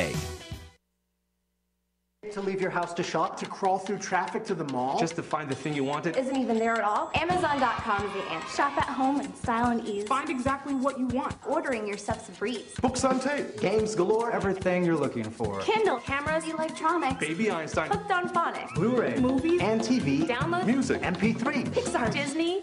Microphones. pet supplies and doggy bones, World of Warcraft, Nancy Drew. Sims. The Scruff system too. Click Amazon. You'll smile with glee. Sometimes shipping's even free. With GameFly, choose from over 6,000 titles. Play as long as you want and send them back when you're done. $8.95 to start, no late fees. Gamefly.com. Games delivered. You're listening to the Toad Hop Network, radio worth watching. Dan. Too early. Nice. What? Oh, you didn't change it. I was wondering. That's what I said. I was like, didn't we play this when Bonnie was here? Thanks, Johnny Ice. Johnny Ice just gave up on the whole show. That's all right. That's all right. What did you have beforehand? What was the song? Doesn't matter. Schmoes No Movies. Christian Harloff here. Mark Ellis is out in Chicago at Zany's in Chicago this weekend. Make sure you see him on Friday and Saturday night. Or if you're, I guess the show's over now. It's late there.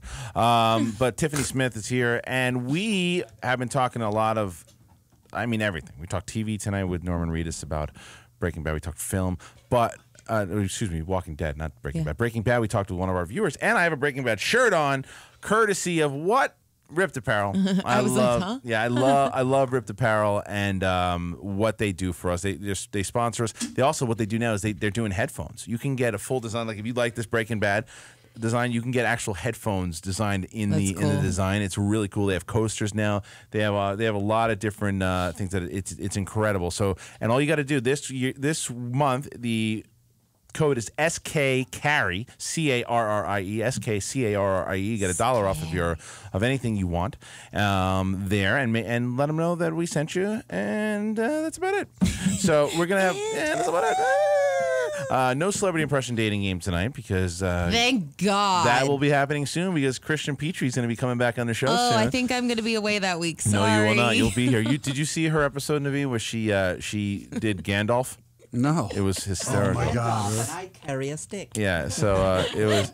I silly. Basically didn't do the accent. Awesome. I just said things that he said. Yeah, and then would start giggling. We're gonna have second round. We're gonna have a lot of. What are you doing? What is Makuga Why is doing? there smoke back there? Who knows? Makuga's dancing around back there too. It's a lot of cool stuff, guys. It's a great show so far. I mean, again, we still have one more guest coming in, Jason Horton from YouTube. He has over 70,840 subscribers. He does like a lot of sketch on his show, so we're going to talk to him about that as soon as he'll be in the studio in a second. But again, it was really cool having Clifton Collins Jr. in here and talking to Norman Reedus, and we'll put the show up. We'll put both of those interviews up on our YouTube page because, again, talking to Norman Reedus. What's up, Jason? How are you, man? Have a seat. Yes, because talking to Norman Reedus about Walking Dead and everything that he did was a lot of fun. So we're going to put that interview up on the YouTube channel tomorrow. But joining us now in studio, fellow YouTuber Jason Horton. Welcome to Schmoville, my friend. How are you? How you doing? Thank you for having me. Of course, man. So, Jason, you can find Jason on YouTube at Jason Horton, JASON, Jason's done a lot of cool videos on his channel, and some of the collaborations you can see with on his channel. He's done stuff with Jenna Marbles, Kasim G, Grace Hellberg, and Taryn Southern, correct?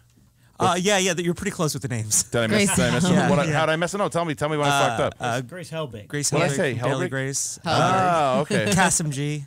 Okay, see, didn't I say I Kasim called G? him Kasim Oh, I a whole said bunch Kasim. before I started working with them, and then I Okay. learned quickly that it's and then it's he Kasim. corrected you. Okay, so Yeah. there you go. And as you will know, as we go on in the show, I am terrible at pronouncing everybody's name.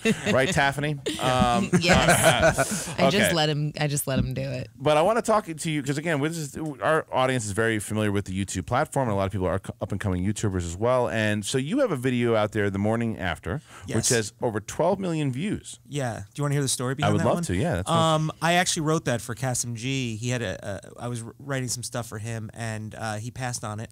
Okay. Like a fool. Right. And then I met I'm part of a group called Totally Sketch, and I wrote this, and then Michael Gallagher, the director, was like, "Well, this girl Jenna Marbles is coming in from Boston.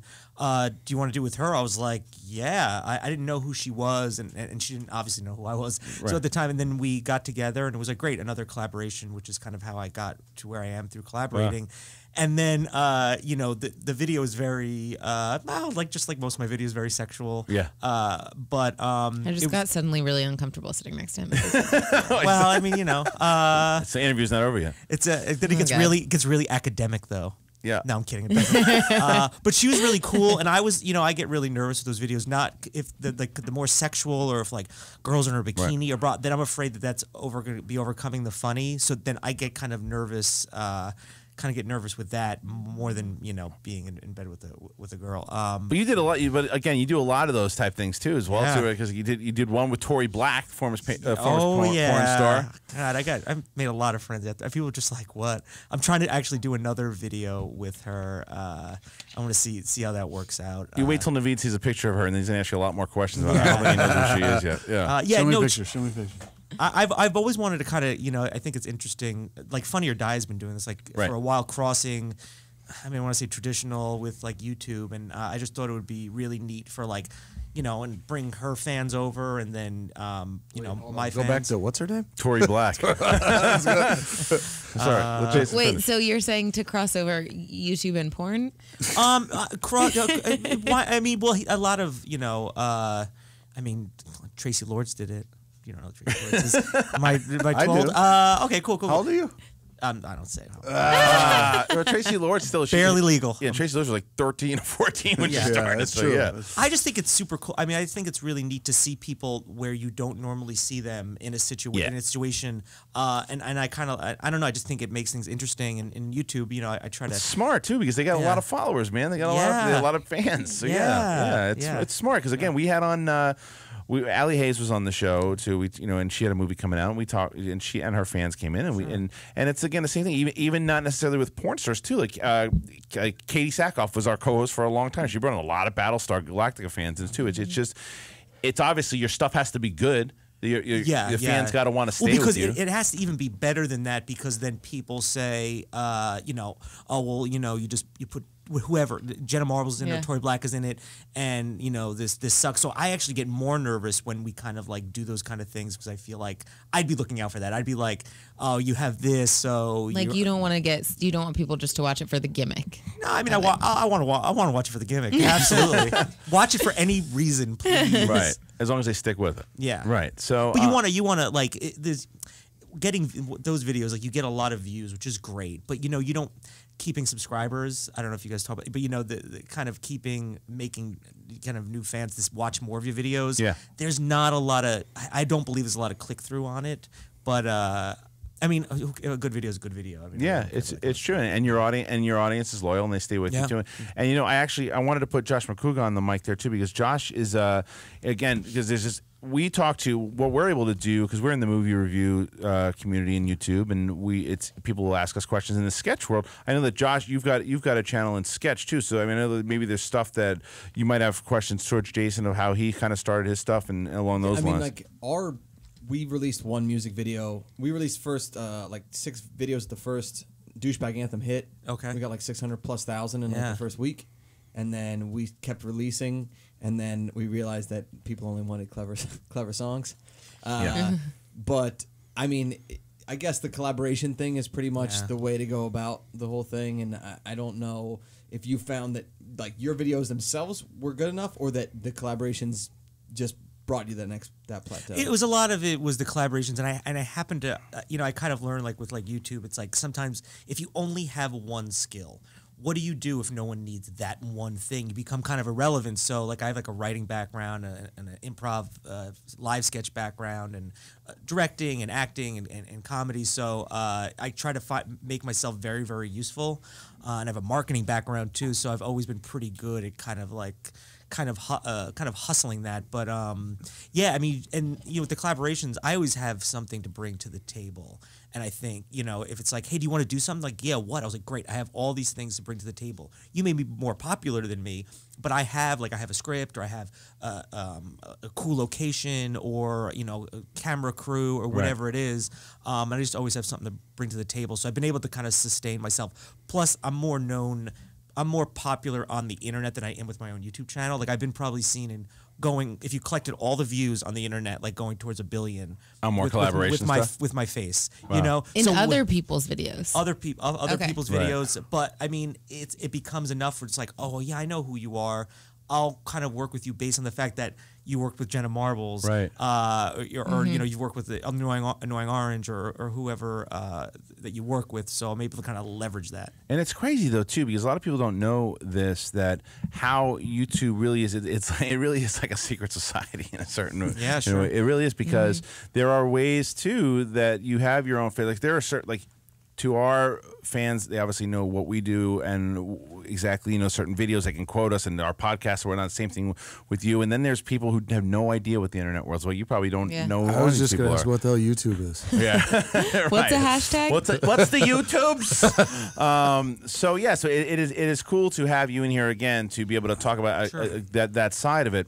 But the other thing I wanted to ask you as well, because this is a movie podcast as well, are you more on the movie side of things as far as your taste go, or are you more a TV guy? Where do your interests lie? Well, I love, of course I love movies, I love TV, and I write, I have this traditional side of me, which I've kind of been able to where a lot of people in Hollywood are, trying to go through that front door, I've kind of leveraged YouTube to find a side door, and I've optioned screenplays, and, I actually had, I had like a TV pilot that the executive producer of The Dark Knight read at William Morris, and now I'm writing his new TV pilot. Oh, cool. Which all kind of came from YouTube, and it's things that I never. When I was living back in New York, I was like digging ditches or whatever. I was like, oh, that's things other people did. So I'm sitting there like William Morris, and I'm like, this is fancy. You know what I mean? Like I sit there, but I act like I know what's going on. Yeah, I do this all the time, every day. But meanwhile, inside, it's like, this is really cool. Yeah, like, and it just shows the fact that you're really with YouTube and you are in control of your own destiny. Sure, you really are. It's like back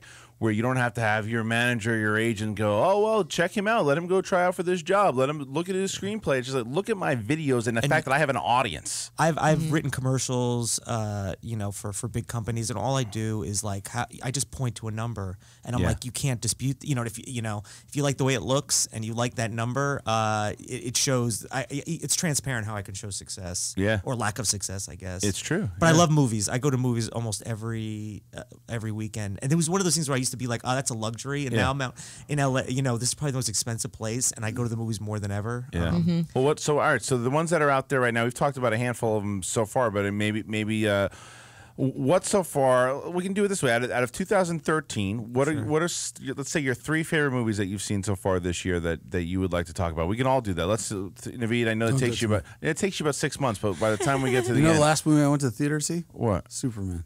That's Superman with Richard Donner, the Richard Donner. Wow, that was a long time ago. Well, but you still see movies. I still see it. Yeah, but you get screeners and stuff, the big studio executive guys. So, okay, let's Jason. So 3 movies that you saw this year that you really liked, and you want to talk about. Then we'll go to Tiffany, then myself, and then Naveed will fall asleep. Well, I saw The Conjuring, and.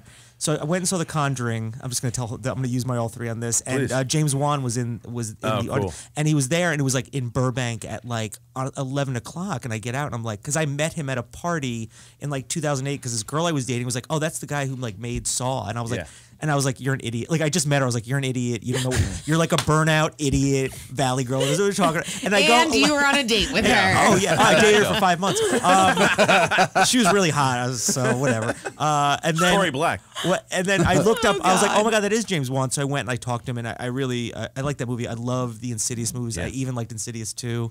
I don't know. I just love. And I saw this movie, Kings of Summer. Oh, great movie. Yeah, I love Kings of Summer. So those are 2 good. And it's funny too. Because the funny thing is, we had the writers of The Conjuring on the show, and I met them too. The brothers, Hayes right? brothers. Yeah. They asked me what I thought. They're like, "What'd you think of like anything stuck?" I was like, I don't know. This is really awkward. I was like, but you're like weird twin brothers asking me about. Do you remember the movie Rad, by the way, the BMX movie? Yeah, Rad? They're the twins in that movie. Oh, really? They were in Doublemint commercials too. Yeah, they were. And one of them was in Lethal Weapon.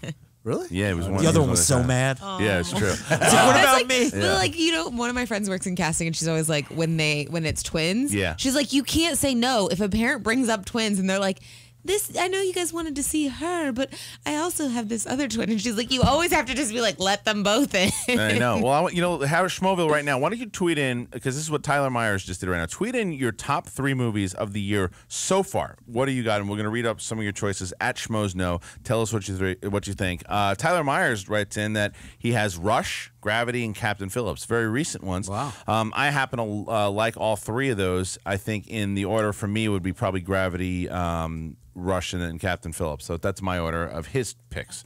But Tiffany, out of the 3 movies this year that you really liked, what do you got? I can't remember what I've seen this year. Iron Man 3. No, that would not be in there. No. I was going off of his list, but I loved Rush. I really liked it way more than I thought I was going to. Yeah. And I think it was because I went in kind of not knowing what to expect. With Gravity, I went in with such high expectations because everyone had seen it and it was like the greatest movie. Did you see it in IMAX? I saw it in IMAX 3D.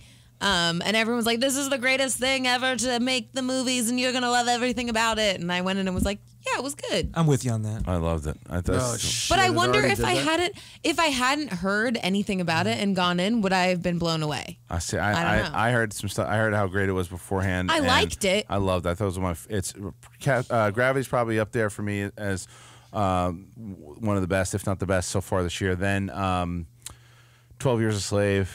I loved the way back come out this year. Yeah, it did. And Place Beyond the Pines. Those are the ones I really liked a lot. So far, they're all interchangeable. McCoogs, what do you got? Way back. Yeah, that's it. Just one. Yeah. No. You're so excited. I love it's that a great movie. It's a great movie. Yeah. The best movie I've seen all year. That's all you need. Just that one. Okay, yeah, it was a really good one. And that was the one where we found out Gandolfini died. That was the part that sucked in that movie. Sometimes I wonder if I am in the movie business. I know, because you're like trying to figure out which ones you like. I haven't seen anything. I really liked Goodfellas this year. I mean, that was a good one. I went to the premiere of Prisoners. I see screen. That was great. That was the only one I missed. That's just when Vivian hurt her finger. But what? Did we ever talk about when I went to Prisoners and there were children there? No. I wanted to ask you about this. Okay, so we're watching the movie and it's like maybe parents. 3/4 of the way through. And we're second row because it's packed. In the front row, we hear this little boy go, "Mommy," and all my friends and I look at each other and we're like, "Are you kidding me?" Wow. Maybe it was a prank. No, because 2 of my guy friends were like, "We have to say something. Like we can't just walk out." So they went up to them and we're just like, "Hey, I really don't know that this was an appropriate movie for children." And they said to them, they were like, "Well, they don't listen to us when we tell them not to talk to strangers, so we thought we'd bring them in." Oh my God, that's great. That was like the only, I normally don't tweet out things to be like, I don't have kids, so like I can't tell you what to do. But that I tweeted out and I was like, I think it's common sense to not take children to a movie that's about child abduction. You know, it's funny, when I saw The Changeling, by the way, there was a kid in that as well. No, but that it's funny. I would never in a million years take my kids to see the movie until you said the reason, and I'm wait a minute, that makes sense. Yeah, well, Jason, this is why you don't go. Here's the other thing, though. Hold on, sorry, go ahead. Wouldn't you go see it first? Like that's my one. Like you're like, okay, if you're gonna do learn a lesson from this movie, go see it first. And then make sure that they can get through it. Yeah, and then you're like, it's long. Right. It was just right. Jason, so I'm going to read you off some of the Schmoville movies here. There's certain ones that stick out from some of these suggestions that you saw that you really liked or disliked. Please. Yeah, absolutely. Okay, here we go. So we got Star Trek, Pacific Rim, Prisoners, Way Way Back, Spectacular Now, Gravity, Mud, The Heat, Fruitvale Junction, Fruitvale Station, Kick-Ass 2, Man of Steel. Way Way Back. Those are World's End, Place Beyond the Pines, Mud, Don John. Those. I mean, there's a shit ton more, but out of those, any of those are stuck. Yeah, I mean, I really I liked. I'll tell you what I didn't like. I thought The World's End was really overrated. Did you? It's just Ken Knapsack feels the same way. I feel like it was just. I don't know, like it just wasn't. I don't know. It wasn't funny. Do you like that? Did you like the other 2 movies, the Shaun of the Dead and Hot Fuzz? Or not? Oh wait, no. You were talking about This Is the End. I'm thinking about This Is the End. Oh, I keep getting those confused. I love This Is the End. Yeah, I love This Is the End. No, huh? No. Are you not a fan of those guys? No, I mean, I am like in a way, but I feel like it was just not. I feel like they didn't have the right. I don't think the writing was that funny. Did you think maybe they're funny? But see, the way I felt on the movie, that I could see the opposite point of this. I felt that it was an inside joke that I was on the inside of. Did you feel like you were on the outside? Maybe because some people felt that way too. No, I mean, would they make gluten jokes? I mean, I get it. Yeah. No, but I mean, that was actually one funny joke. I don't mean that. I mean more so the fact that it's like obviously about their personalities and stuff. They played off of stuff. Obviously they're all friends and these things. So. Maybe like that if you read some stuff about them and you see whether it be the tabloids or the reviews about how shitty Franco was at the Oscars, that they played off stuff of that nature. Some people remember just like, I don't need them playing on that stuff. I don't care. Maybe that was the point of view. You just didn't think it was funny at all. I just took it really at face value. Not anyone's like, let me look at this idiot's YouTube channel. This sucks. What is he talking about? But please go do that. Please go run to my channel, watch all of my videos, and tell me how shitty I am. Yeah, it's good promotion. And then we have. How did you feel about? Are you more? What's your genre? Are you more sci-fi guy? You more? I mean, I love action. Like I love. I can't wait to see that Escape Plan. Saw it last night. Oh yeah, I love tough talk. Like any of that kind of stuff. It's a little embarrassing, man. I really wanted to watch it. Just it's not good. But all right. So did anybody see Blue Jasmine here? No. Everyone's talking about how great that movie was, and I missed it. I'm really Elysium. I was not a huge fan of. Did you see Elysium, Jason? No, and then I saw Blue Jasmine. What did you think? I'm single because of it. Why? Tell the story. I hated it so much, and the girl I was with, we were together for almost a year. Loved it so much. We had this big fight. She's like, "That." You fought because of a movie? Yeah, that's and awesome. then she was like, "I've been, whatever it is." Tell the story. Come on. All right, so we went to the screening. And then we got in the fight, and then she like got so mad at me because I didn't like it. Yeah. She's like, you don't like anything that I like. And I was like, I like things that you like. She's So like, this "You was don't-" like a therapy session. This was. Okay, And then okay. she's like, you don't like anything I like. And I was like, I like a lot of things. She's like, you don't like anything. And then I was like, she's like, that's why I've been seeing other people. And I was like, wait. You just got Blue Jasmine. Yeah, I did get you got Blue Woody Jasmine. Allen. That's Yeah. what you got. I got Woody Allen. Like, so who was right her in the Soon face. Yi? I'm just gonna walk away. Really? Yeah, All tap right. dance. See, I almost got it at you. Wild Man dances in the background. Also, wait, can we just flash back? You said I've been dating this girl for almost a year. We've heard. When did Blue Jasmine just come out? Yeah, no, he was like 5 months ago. Yeah, he was. I remember he was dating. I didn't know that was the oh. catharsis of how that all went down. But good for you. How about That's how powerful movie dates yeah. are. There's some people. A lot of picks here for Riddick. They like Riddick as one of their favorites. Pacific Rim, World's End. I love Fast and the Furious. The last Oh my God! So you know great. what a I way to loved that reinvent movie. a franchise, right? I mean, the Fast and Furious 5 really took it into that action realm. What did you like 5 or 6 better?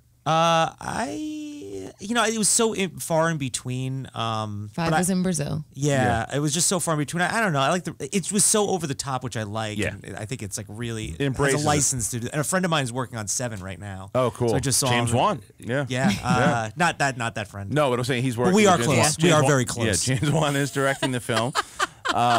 So yeah, that I can't. Again, they're doing 7 and 8, by the way. And you should talk to Statham about that one because I guess he's the main. He's the villain. bad guy. Yeah, he's the bad guy in that one. So yeah, I mean there were the way that I feel, and Tiffany, correct me if you feel otherwise, but I think that the way that this movie season started off is January was horrendous, and then it started to kind of pick up a little bit, and the summer season was disappointing, and now we're starting to gain some steam back. Yeah, I would agree.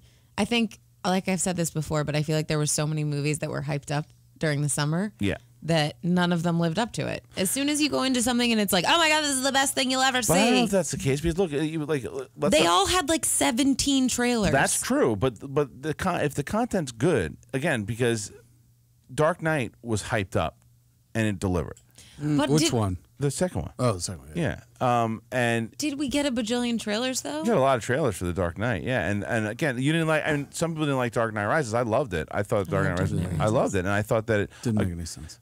It didn't make any sense. Well, that's a whole other podcast. You should have been here for the Dark Knight spoiler review. But I just read an article that said that was comparing this year to like 1939 and like the best years in American cinema, 43 and 76. it's got a chance to second. I mean, look, the movies that I've seen so far with 12 Years a Slave. That's what they're listing off. Like they're like Dallas thank Buyers God this Club. is the This season you right, can have 10 yeah. Best Picture nominees because this year is the year to do it. Right now, every movie that I've seen, minus Escape Plan and I guess Carrie, those movies. I can't wait for Carrie. Yeah, she didn't like You it. really either. excited? Oh, really? Yeah. The trailer's been like in every single preview of any movie genre that I see. Yeah. So, Yeah, we were looking forward to Escape Plan, and then they were looking forward. I to don't think Carrie Carrie's and bad. I but just it's left not- and it's was like, disappointing. Yeah. All right, a couple more minutes before we got to go, and I want to talk to Jason Horton about a few more things though too. So, Jason, out of all the things that you're doing now on your channel, what do you really like? What do you love doing the most? Because I know obviously you like writing and coming up with the funny thing, and it's obviously you want to come up with views. What's going to get views? But what, to be cliche, what gets you up in the morning? What makes you want to kind of do what you're doing?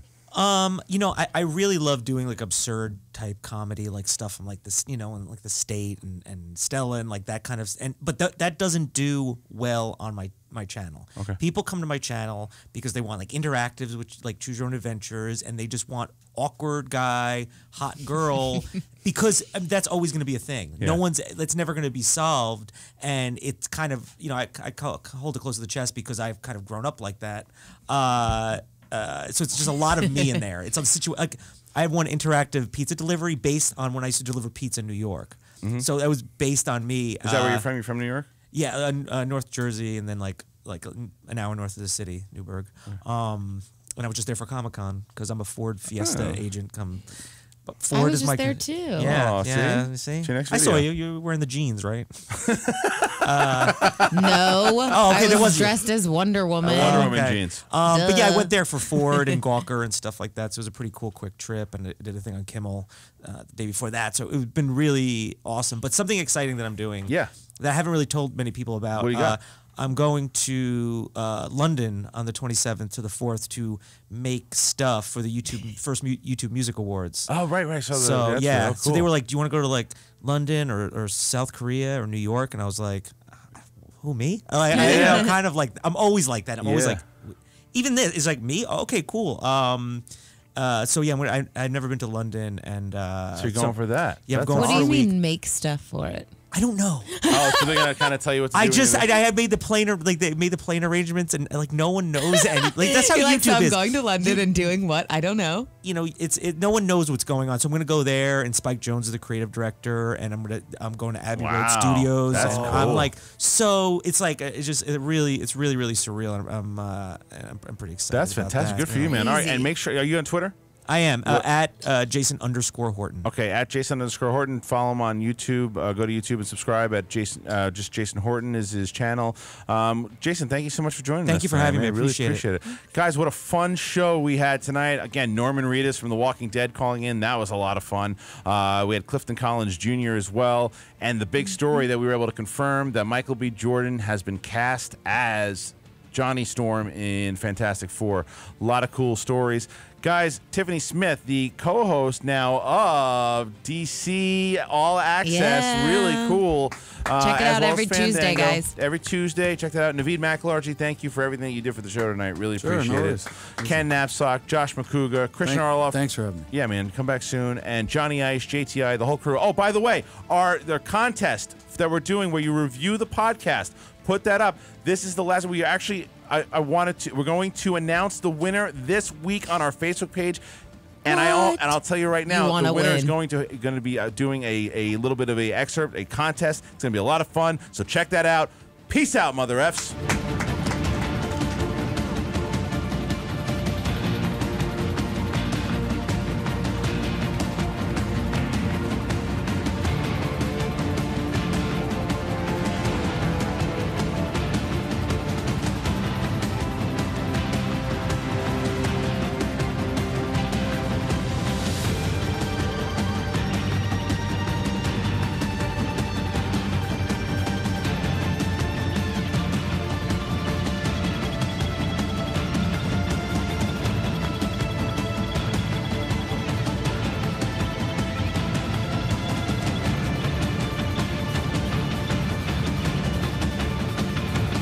You're listening to the Toad Hop Network, radio worth watching.